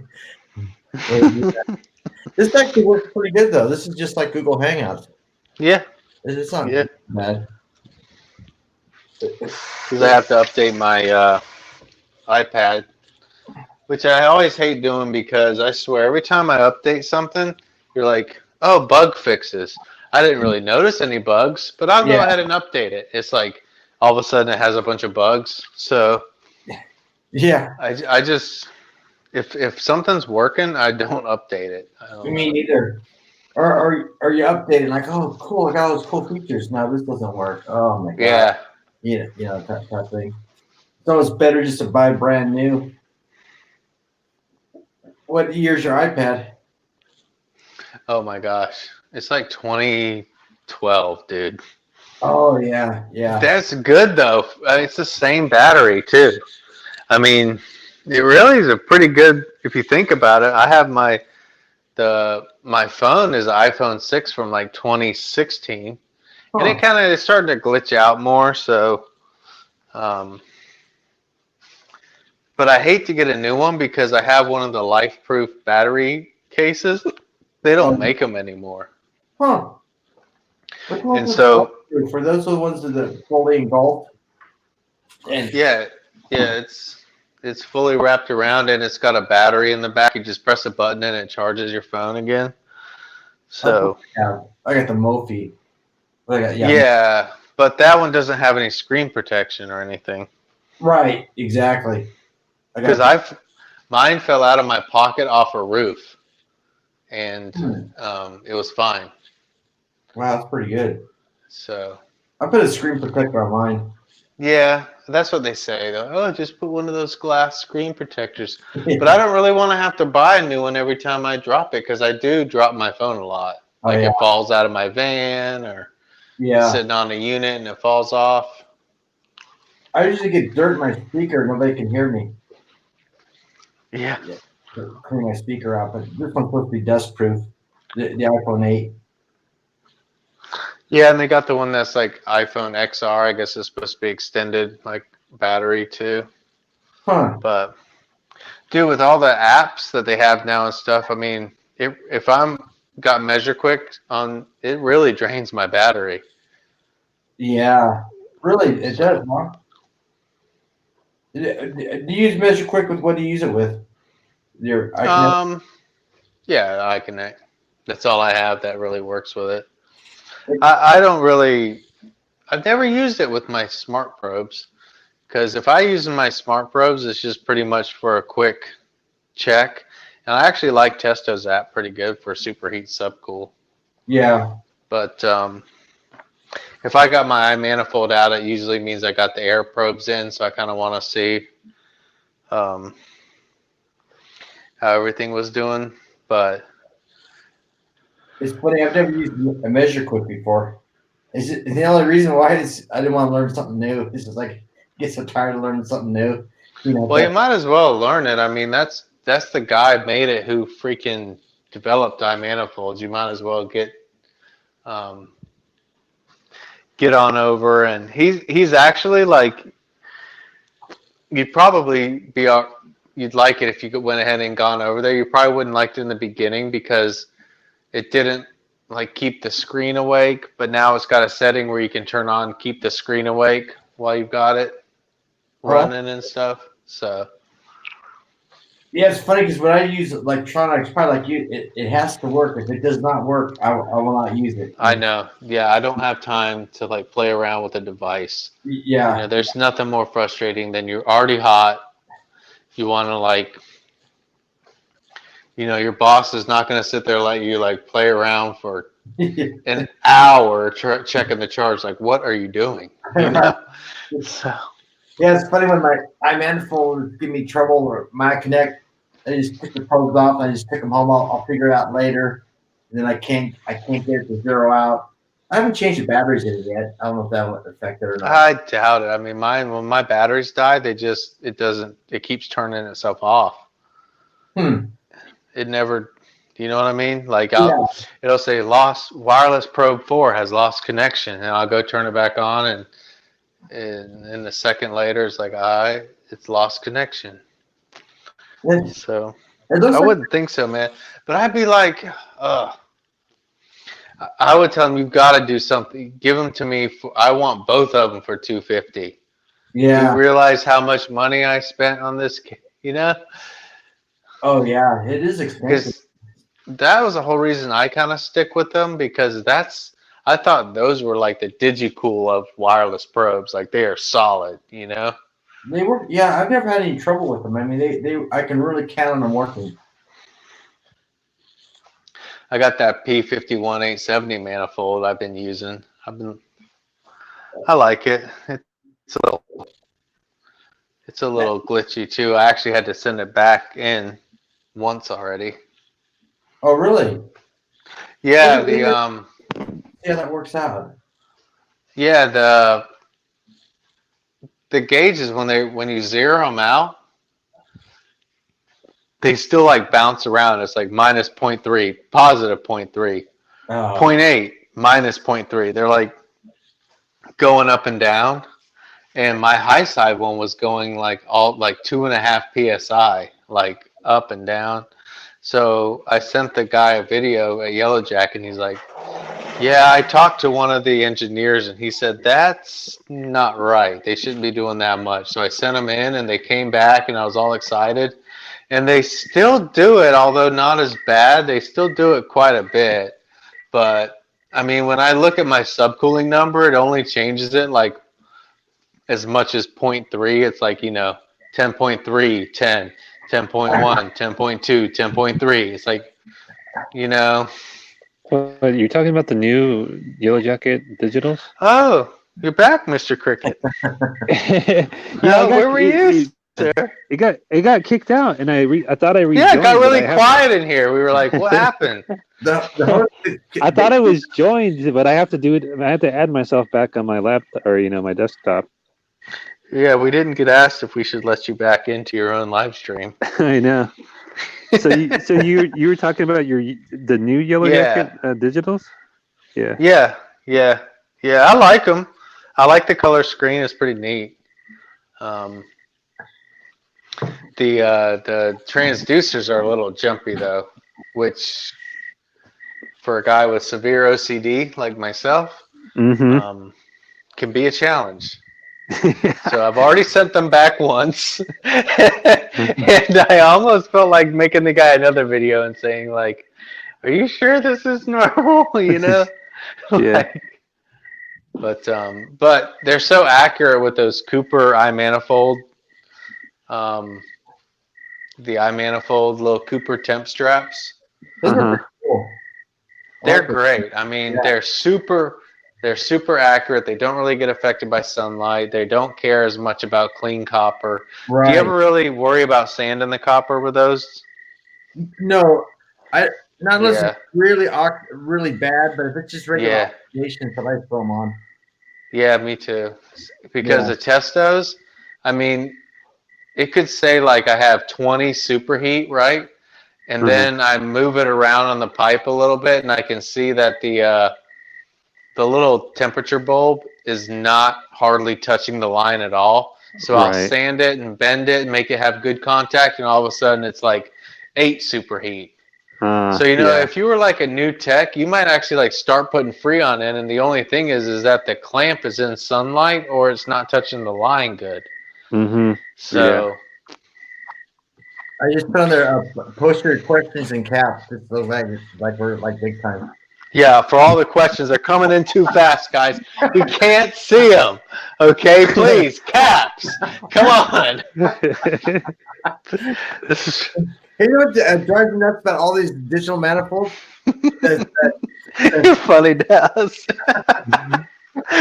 There hasn't been a comment in like 15 minutes. Because yours was 11:42 and his was 11:33. Yeah, so 10 minutes. We're on it. Watch out, watch out, HVAC overtime. We're coming for your jobs. Yeah. Zach is gonna be like, hey, choir boys, hey, do y'all wanna be part of this big channel here? But like, no, Zach, sorry, bro. We got our own thing going. What is super? The other night we were getting so many questions we had to have Dallas put in, please, question in caps. We just got one 10 minutes ago. We can't figure out who's talking. What is superheat? Only post questions that we know. Have you guys noticed on all these probes? Every manufacturer, none of their 3/8 fit on there snugly. You know, the 3/8 is always a big pain. I know. Yeah, it's always like loose. Yeah, all of them. It's weird. Yeah, that's why I like those little. I modded the DigiCools to have those probes, and that's why I really wanted to buy the Yellow Jacket manifold because it had the same jack, and I knew they would work because everyone just uses those 10K resistor or thermistors. Yeah. I just knew it would work, and it did. So I was happy about that. Now you got those used, didn't you, or something? The Yellow Jackets. Hold on, I gotta mute myself, but I'm listening. Oh, you got the Yellow Jackets new? Yeah, that's what he was talking about. The new digital manifold. Yeah, I thought you got them off eBay or something like that. Oh God! Oh yeah, where did he buy them? Yeah, because he took them over to Yellow Jacket. He must have bought them new if he's doing the warranty. Maybe they're hot. He doesn't know about it. That's why they're going funky on them. They're from Russia. Yeah, so hopefully this Course Boy thing will be the new hot thing, right? No, I did get him off eBay, and he still warrantied them for me. Oh, that's cool. I gave him the serial number. It was like a 2018. Huh. So He said no problem. He Ah, said send them in. Because I bought them dirt cheap because I wanted, and I'm still going to after they've worked good for a while. I'm so blessed because I was gonna do a live stream and I was gonna try, you know that HVAC, you know the little magnetic strap they sell for gauges. Mm-hmm. Yeah. I was going to do a live stream and like open up the plastic housing on that one and cut a little slot out to be able to fit that hook on there. Uh-huh. But I'm so glad I didn't do that because they definitely wouldn't warranty it if there's Oh a big, yeah. you know. Yeah. But the guy was like, he was super cool about me wanting to put a different hook because the hook really is, it's so short, it barely sticks out of the head. Oh, you mean they put a different hook for you? No. He was cool about telling me how to open it up myself if I wanted to. Oh, gotcha. Yeah, he was saying to get a bunch of old headphone jacks and just cut the jack off and stick it in the port before you try to separate the clamshell plastic, because if you don't, like, these little O-rings fall out and you'll never get them back in. So I was like, oh man, that's a good tip. I wouldn't have done that, you know? Yeah. So he was super cool about telling me how to open it up to be able to replace the hook. Because I need like a hook that's twice as long. But I think I want to try to get that magnetic strap thing. Because I have one on my DigiCool. It's great. I just throw it on the fan grill. And it's such a strong magnet. It kind of grabs onto just the wire grill good enough to kind of hold your manifold on the side of the unit. So. how many digitals do you have? Me? Yeah. What do you mean? What's that? How For many like my DigiCools? household? Oh, DigiCools. Yeah. Obviously I have the ones you sent me, and my dad uses my original pair I bought, so I have two. Man, I've been trying to buy them, Dallas. These people with DigiCools are out of their freaking minds with the prices on eBay. Dude, they'll list them for like $420. Oh God. Like, oh my God. are you out of your mind? You know, That's like you realize these are obsolete. Yeah. There's no help for you at all with them. Those are like digitals are really cool gauges, but they're not that cool for that price. You know. I know. I know. Oh my God. I found one time for it was in the 200s, and the bid got up to 280, and I was like, nah. Yeah, that's not worth it. Yeah. How much are the Yellow Jacket ones brand new? They're like in the mid 500s. You'll get with hoses and a vacuum sensor. Huh. But I got mine for I think I paid 230, but it was just the manifold. Yeah. Yeah. Who cares about the vacuum deal on there? Yeah, I didn't really. The hoses it comes with are junk. Well, that's the hoses I use, so they would have been fine for me. I like the Yellow Jacket, just regular +2 hoses. Oh, they don't have any. You would have no valves or anything. They're just open hose. I know, but I don't. The only I buy one ball valve and I put it on the high side. I don't understand why you need a ball valve on any other hoses. That's true. Yeah, that's what I do on mine. But actually, I like the low loss fittings myself. Yeah. You hear Brad made Because, oh, I'm sorry. well, I was just gonna say, whenever I'm done and I take my hoses off, rather than like blow from the high side to the low side and put air in, if there's a little bit in your manifold, I take the high side hose off and I just stick it right on the low side and let it suck in just right out of the hose. You see what I'm saying? Yeah. Like, I don't try to open up the knobs on the thing. And once it's down to the suction, like 70 psi, then I just take the hose off, and then I do open up the valves and let my manifold just be under like 30 pounds of pressure while it's in my van. And then when I come to the next job, I'll go ahead and let that out, just that little bit of vapor, and then zero them out again and hook it up. And you can do that with a ball valve or a low loss. Have you ever had I any like the of low losses because it doesn't seem to spray out as much liquid when you put them on the shraders. Yeah. That's true. But they're bulkier. They are bulkier, and yeah, it can be. Goodman is really the only one that's a real pain in the butt because their liquid line is so down in the Yeah. base Yeah, pan. the pan. It's like, Yeah. oh yeah, that's the only time it's like, this is not good. what gauges do you use, John? What did you say? Oh no, you use the Testos, right? On most of your stuff, John. Yeah. Oh, Yeah. Okay, yeah. Do you even have a manifold? I have 550s, and I have some Oh, you do? Yeah. analogs, of course. Analogs. Yeah, I'm probably gonna have a set of 550s to sell if I like the yellow jackets. Pretty good. How about the debate everybody should learn off the analog? Like, yeah, they're pretty hard to learn off of. You got the pressure, Yeah, I mean, the temperature. yeah. Woo! Gotta learn off those babies.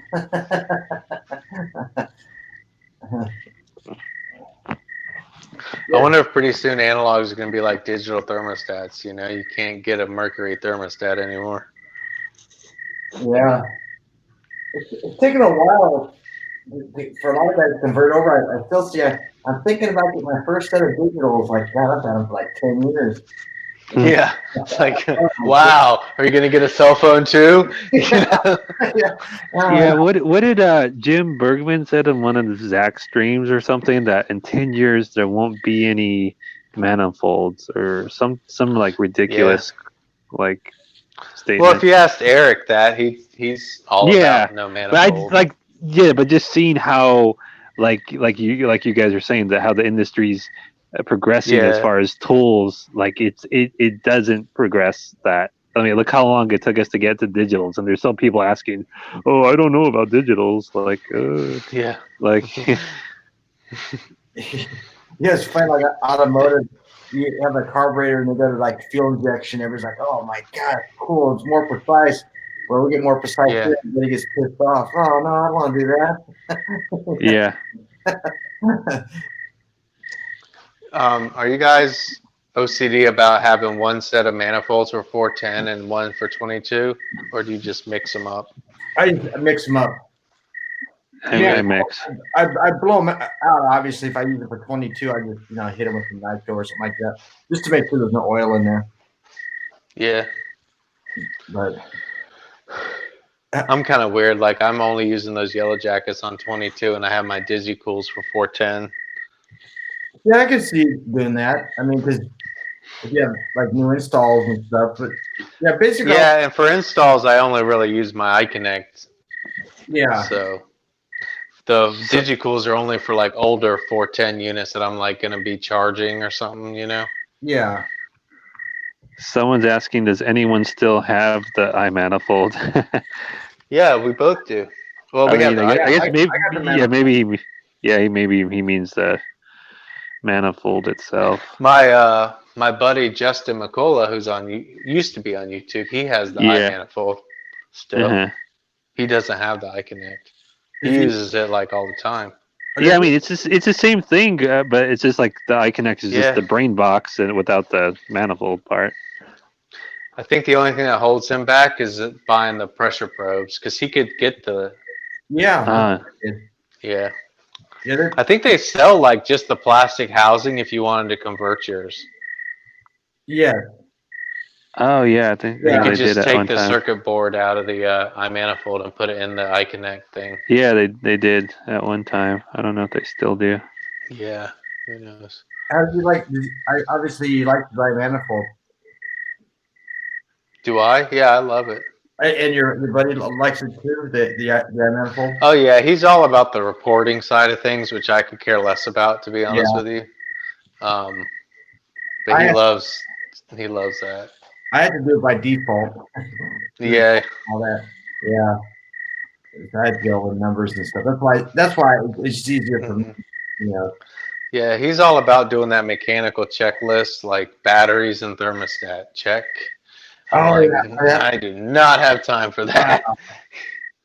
Yeah, I wish I was that. I wish I was that disciplined. Yeah, I think he got so mad at the iManifold people when they updated that app because he would have like all of his checklists put in and he would hit like submit and it would clear it out. Oh, Be like, yeah, I bet that really pissed you off, dude. uh, Couldn't imagine that, you know? it's funny because I when they changed the app, I lost everything. Wish I knew it was going to happen. I was just too lazy to, have all my reports and stuff. But I don't like the new app at all. Yeah, I never even tried it. When I saw it at the show, I was like, that looks janky. Well, it's funny is I try to use it, and if I can't pick up on it really fast, I don't want to use it. It's not. Yeah. It's got to be really intuitive, and it's too much. I honestly think the layout for the original iManifold app was absolutely the night. Like it just was the most visual. Like it just had the best visual properties. It does. I mean, it really was perfect. And I think Jim probably couldn't copy it verbatim because he would have gotten in trouble for that. But MeasureQuick's more. I think MeasureQuick is more like the new iManifold app. Yeah. And in the way it just kind of looks, which I kind of like the old ones. That's why I have that iManifold CR app on my stuff loaded still. Yeah, they just updated that too. The CR app. Yeah, they're still updating it. I'm getting like updates. Yeah. I don't ever install them, but yeah, because I don't like that new app at all. I don't like it. The other one is like really simple, and that thing is all over that freaking place. Please log in now before you can start. Like, oh my god. Yeah. Yeah. But John, do you use the MeasureQuick app? Only really recently. Mm-hmm. I think it's gonna grow on everybody after a while. Yeah, it has to grow on you. I mean, I do. I mean, it's kind of cool how it has the toolbox section. You can see which probes are connected and not connected. I mean, it works pretty good. I like it. Mm-hmm. Mm-hmm. Forth is asking me. Oh wait, he just took it away. Message retracted.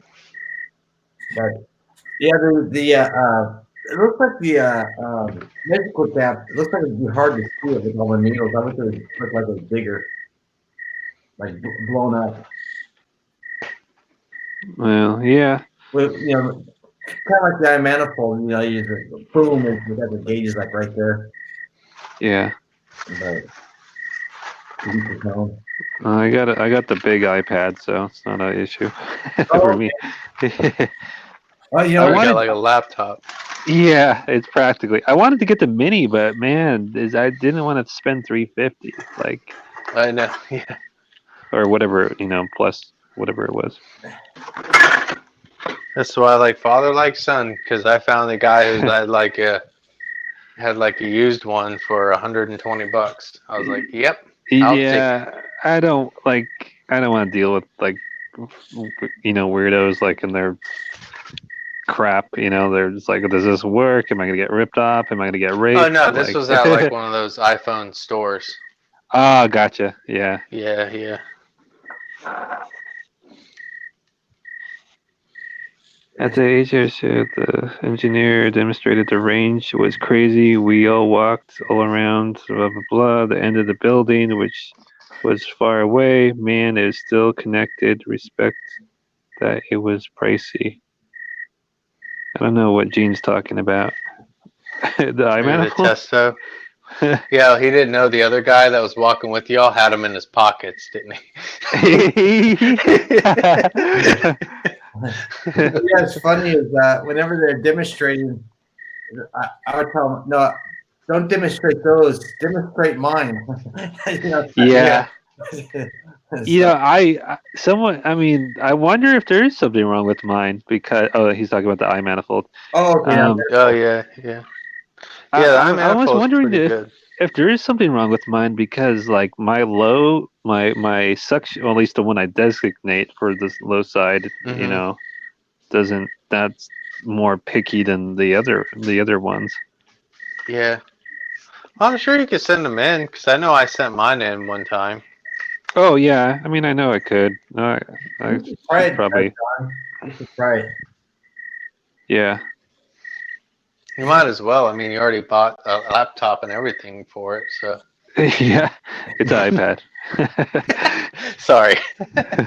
Yeah, Gene's right. The iManifold has good range. It does have really good range. Yeah. But you got the first gen, John, so maybe it didn't really work, you know. He's got the second gen ones. Or I mean the second gen, but the Do you have first, both now, John? You have Yeah, I both got sets? both. Yeah. yeah, you got the first batch, but I wonder, you know. Oh, gotcha. Yeah. I got the first. Yeah. Yeah. Well, pretty much everyone does. They just came out like a month ago. Yeah, yeah. Maybe if that drops. You know what's funny? You know what's funny is like when they kind of first came out, I was like looking on True Tech Tools website, and they're like, okay, sale, like or like whatever it was, like I had them in my cart. There was on sale for like you know, the sale price was like for the 6 probe set was like whatever, I forget, 475 or whatever, and I put it in my cart, and then like next day come, you know, it's like, oh, they raised the price, and I was like, I don't know. And it was weird. They were playing with the pricing, and I was talking to the guy in the chat, which was the son of Bill Spawn or whatever. And he's like, "Oh, we didn't do that." And I'm like, "Yeah, you did. Like, I have the screenshot of it right here." He's like, I don't know. He's like, "Oh yeah, I talked to them. They did change the pricing and blah blah blah. That's the lowest we could go. We can't go below the MSRP and blah blah blah." Oh my God. Mm-hmm. And then you know what's funny? Like the next That's day, why Testo doesn't let you use the school codes and stuff. oh, possibly. And but it's funny. The next day they went down. They went down even the cheaper. You know, cheaper than I've ever seen them before. After the guy's like, oh, we can't list them below MSRP. That's impossible. You know. Yeah, you're like, are you calling yourself a liar or what? Yeah, yeah, exactly. And that's why I like don't talking to people like no one knows anything. Right. Yeah. Mhm. Yeah. Nobody's gonna. But yet everybody wants to give you an answer. Yeah, yeah. It's like they'll tell you like, and you think you know Mm-hmm. they act like they know, but they don't know. Yeah. It's like, well, you see here, Yeah. subcooling means if you're cooling the sub, you're going to want it subcooled. So you should have probably 27, 22, 27 degrees. Like, okay. Yeah, that guy. You know what's funny with Steve Lab when he says, "I'm gonna." The subcooling's high, so and the condenser is dirty. So when I clean it, the subcooling should go lower. Or I don't know. Yeah. It didn't make sense. Nah, poor guy. He's a plumber, though. I mean, hey, Yeah. if I lived in Massachusetts, I probably wouldn't be as good of a tech on air conditioning either. Yeah. You know, because it's like it always would trip me out when you go to a house. All right, I'm going to a house. It's not cooling, and you get there, and the thermostat says like 70. Yeah. I was about to say that. You know. Oh. It's like, oh, it's hot in here. Oh, It's 70. Yeah, it's 72. Yeah. Oh my gosh. It's funny how he gets those calls. You know what? They must just have like it's like such odd weather. Like maybe like one day it'll be hot and Yeah. but like you said, you never see a video where it's like, you know, okay, it's 85 in the house or Yeah. whatever. And man, a lot of like the units Steve will work on too will be running like crazy high head, but low suction, and he would just add some flipping gas and get that head like sky high, you know, and like. I know it's not that hot in Massachusetts, and he's running like a 325-pound head on an R22.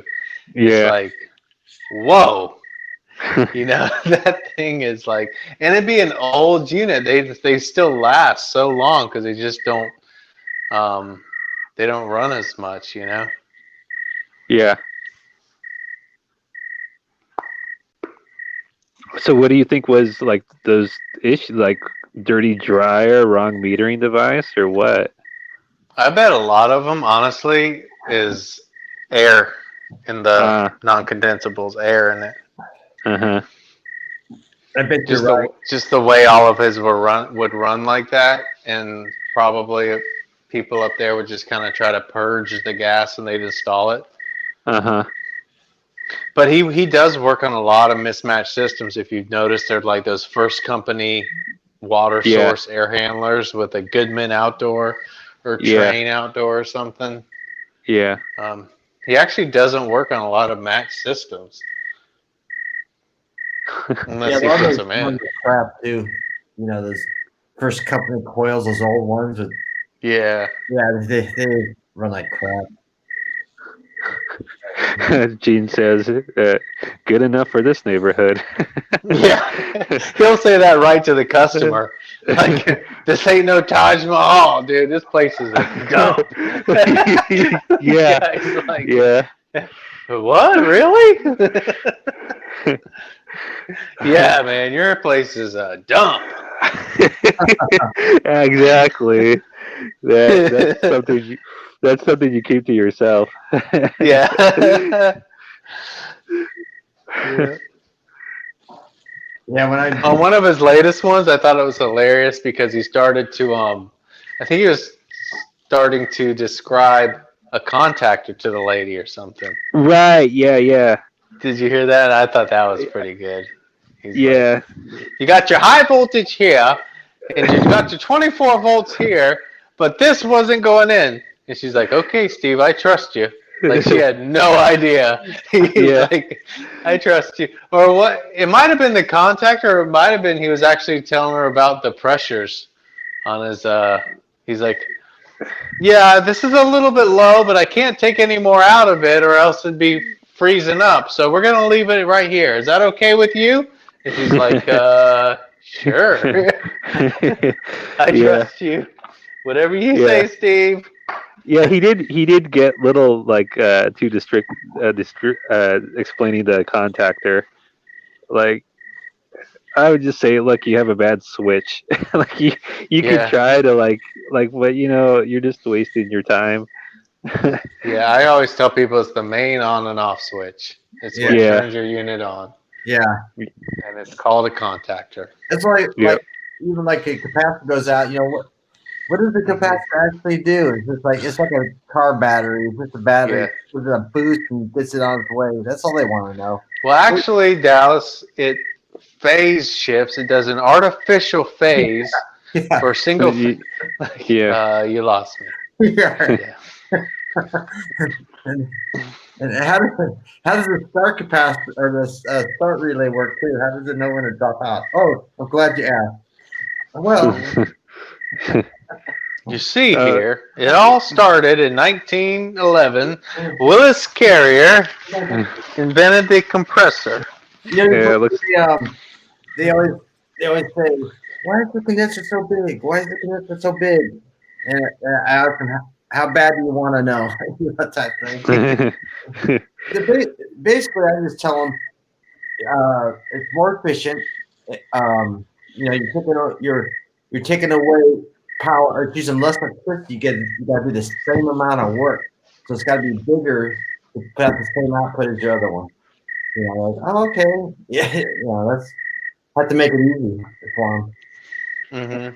So, that's why when I talk to customers, and even it's so ingrained in my mind.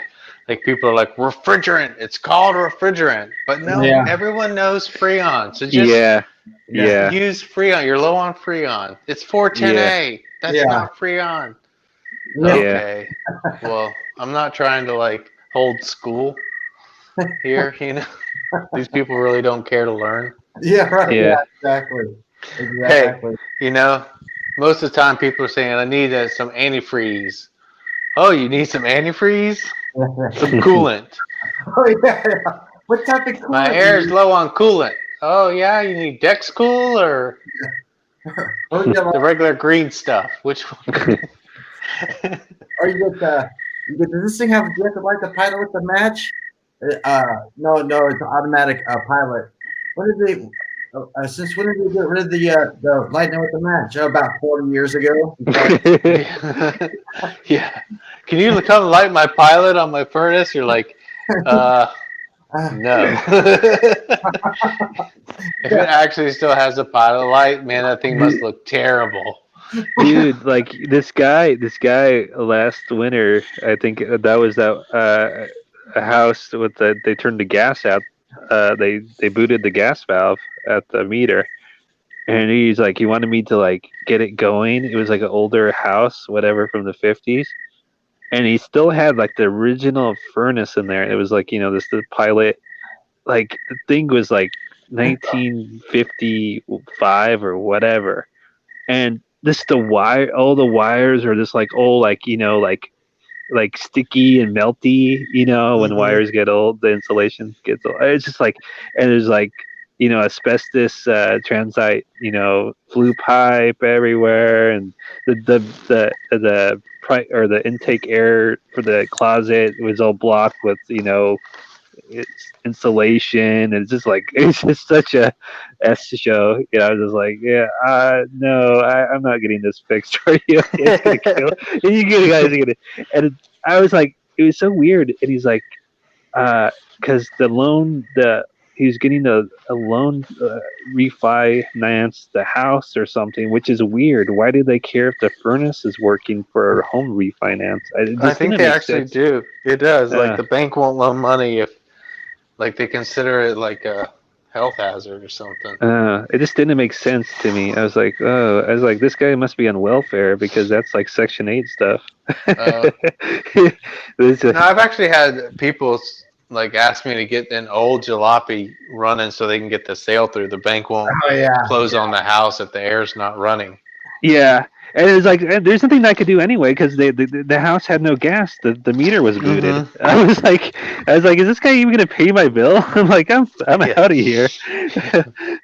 Yes. Can you bill me? Yeah. Like your gas bill? No, do you take I can't. Do you take checks? Yeah, I always look for one. How about we go to the bank together? Yeah. Exactly. I was just like, sometimes you just gotta walk away. Yep, just save the aggravation. It's not worth it for $100 or whatever you're gonna get. Exactly. It's like, how about I give you $100 and you just let me leave? Yeah. That's where I'm at these days. Like, why don't I just give you $100 for the aggravation and let me leave? I went to this one job last year where this gas company, I think it's a gas company, shut it down because the return air was underneath the furnace was dirty. And I'm looking, look at this thing. It has a 4-inch vent going into a 3-inch with a taper. It was a mess. Just freaking a mess. I said, you're gonna have to call somebody else. And the guy's like, oh, you do all my work and stuff. Like, I'm not touching this thing. And the gas company only referenced the bottom needed to be sealed and vacuumed out. Like, nah, you got to call somebody else. Mm-hmm. Or I can redo your vent. But you got all about her, type thing. I'm not touching that thing. Forget it. Dallas, as far as like it's getting the furnace red tag. The gas company is the only people that can do that. Is that true? Yeah. They red tag it. Yeah. Okay. So. But you can shut it down and disconnect. Yeah. I've done that before too. Set them down, tell them to call the gas company, type thing. And so, if they have any questions, but If you have any questions, call 911. yeah. I'll answer them. Go put on the hotline. But Yeah. who's your gas company out in Florida, Joe? Who is it? Yeah. It's just the city of Tallahassee here. Oh, really? Mm-hmm. Huh. Probably makes it easier that way, I guess. Yeah, they give like a lot of gas rebates. Like everyone gets a $350 rebate for just replacing a furnace. Huh. You get a $700 rebate if you go from electric to gas. Wow, that's pretty good. And then Yeah, because you have a lot of heat fan coils in the garage, I guess, huh? They hang in the garage. yeah, That's pretty cool. yeah. I mean, here it's so humid, they sweat and they get really moldy. That's weird. That's funny. How's the airflow work out in the things when they're in the garage? You got the return coming down real close, and you got the supply going right back up. You ever have problems with that? I mean, it does make for longer runs, that's for sure. But I mean, unless it's like a 5-ton unit. I mean, honestly, pretty much like every 5-ton unit I come to really needs to be like a 4 or 3.5. So I think they should ban 5-ton units. Everybody puts a 5-ton unit in their house, no matter what size it is. mm-hmm. Like, oh my god, I got a 5-ton in here. Well, the builders around here, when they build new houses, they get paid per ton. Like the contractor will call me and say, "What do you charge per ton to put in a unit in my house I'm building?" I'm like, "Per ton? I don't know. Like, why do you care what size unit? There's like $100 difference in the price, Per ton. But they all do per ton pricing around here, so it's like no wonder that every house needs 5 tons. Yeah, right. Yeah. Oh, 1,100 square foot house, 5 tons. Yep, 5 tons. Everybody and their brother knows 5 tons. I don't care who it is. Mm-hmm. What size do you think I need? Do you think I need a 5-ton? No one's ever. It amazes me. Well, everyone thinks bigger is better, and I'm the same way. Like, if I didn't know any better, I'd probably want 5 tons. Yeah. What's nice nowadays, you can just let people do your research, on Yep. Yeah. that thing. But we just lost John again. I think you're about to lose me because it's 12:15 here. Yeah, you gotta go. You probably gotta be at work at 6 in the morning, right? Nah, it's supposed to rain all day tomorrow. Oh, is it really? Yeah. Oh, that's I was crazy. saying like 90% at 8 all the way till like 5. So You get a lot of rain out there? fair amount. I wouldn't say like tons or anything, but yeah, a fair amount. Yeah, it doesn't really rain out here that much, only in the wintertime. I mean, not that much, really. Yep. 12 inches a year. Forrest was asking. Yeah, I have a 320, Testo 320. I like it. Oh, the the 320s are really good combustion analyzer. They're really, really simple. I mean, a lot more money than the 310, but it's worth it. It's worth it. I'm back. I take mine out of the truck for like all summer. Yeah, that's what I do too. Mine just sits in my house and then using those are actually really fun to use though. Yeah. You're going behind somebody, and how does he know all this stuff? If he didn't put a combustion analyzer on it, Like, yeah, right. He still has analog gauges, Yeah. I've only seen I've only seen 2 holes in a vent from a combustion analyzer in my life. Isn't that I crazy? haven't come across one yet. Oh, really? Yeah. I come across 2, and it was the same guy. Yeah. It's another company out where we live. Out where I live, they have one. It's funny how much I see people put foil tape on flue vents. Oh, yeah, that's another thing too. Is that crazy? It's like you obviously don't understand. Yeah, I had This a is book. under a negative pressure. Yes. It should be anyway. Yeah. You know. It's. So, I had a book one time. I gave another coworker. It's the only book I've ever seen that said, you don't want to put tape around your vents because it'll impede the draft. Because when you're drafting, those cracks will actually help it draft up. And it's the only book I've ever seen that in, because everybody's like, no, you're gonna get carbon monoxide if you don't keep up the joints. it's like no. Yeah. And plus, the tape isn't approved for that kind of work, anyways. Yeah, exactly. Yeah. I don't get it. But yeah.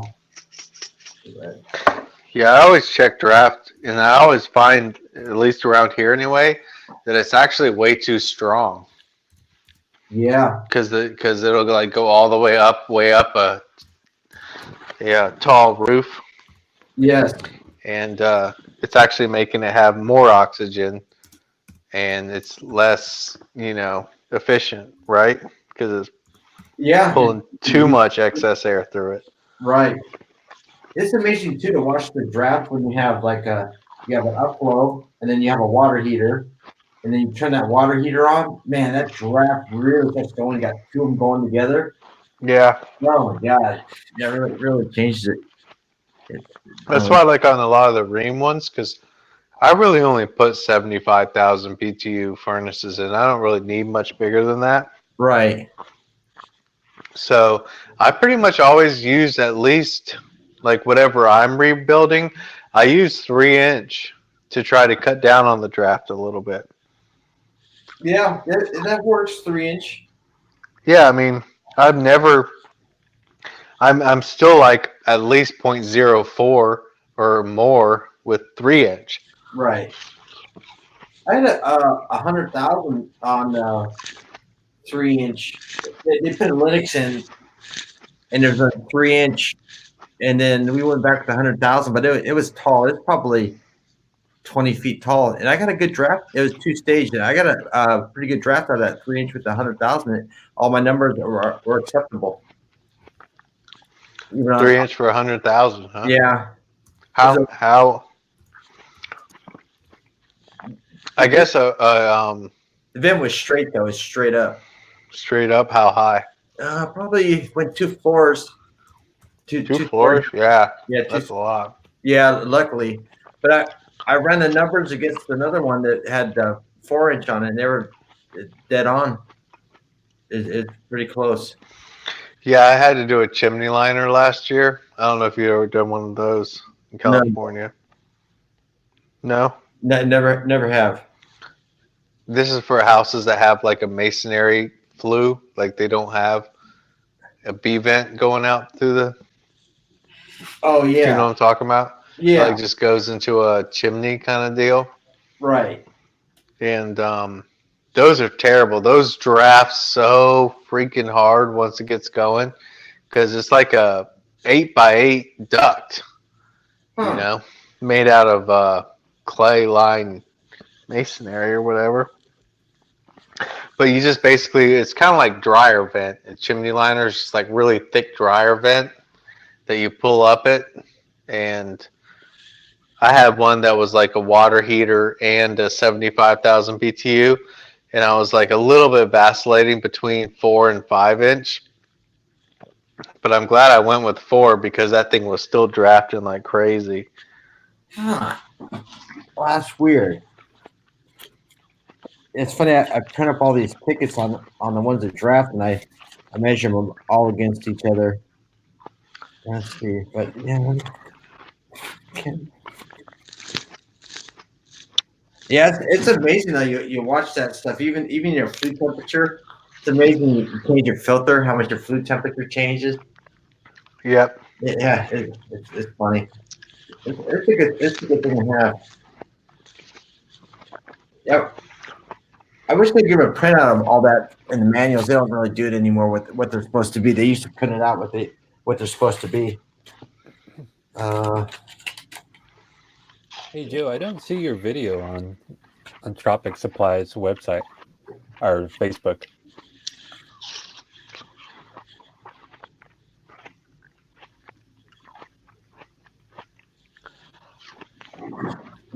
Can you hear me?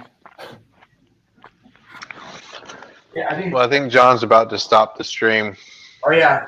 Wait, I can hear John. Can you hear John or not? He put it in the chat. He's about to stop it. Yeah, can you hear? Can you hear Can me you now? hear me? No, he's not talking. He just. He's talking. I can hear him, but I guess you can't hear him. No, I can't. Huh? He was looking up Tropic Supply and he couldn't find it.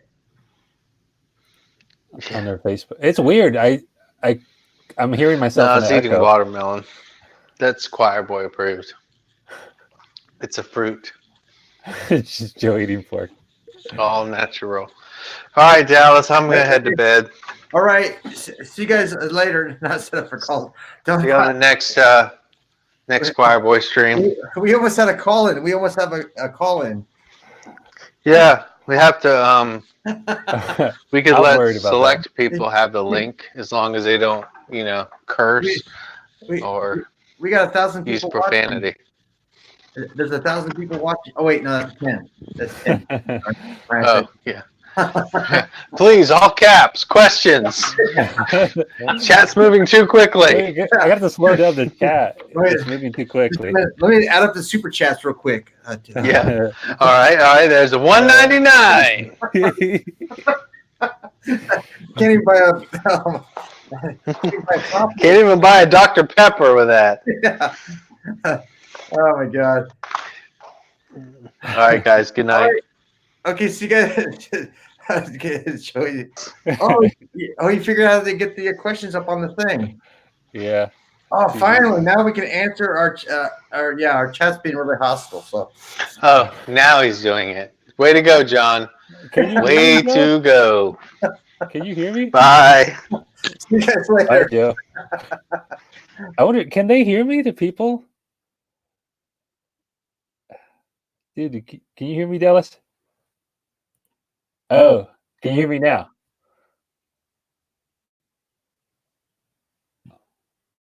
Oh, wait.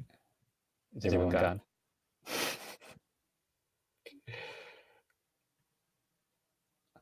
All right. Good night, guys. Thanks for coming to the first Choir Boy Disciple stream. Good night. Have a good week, and God bless.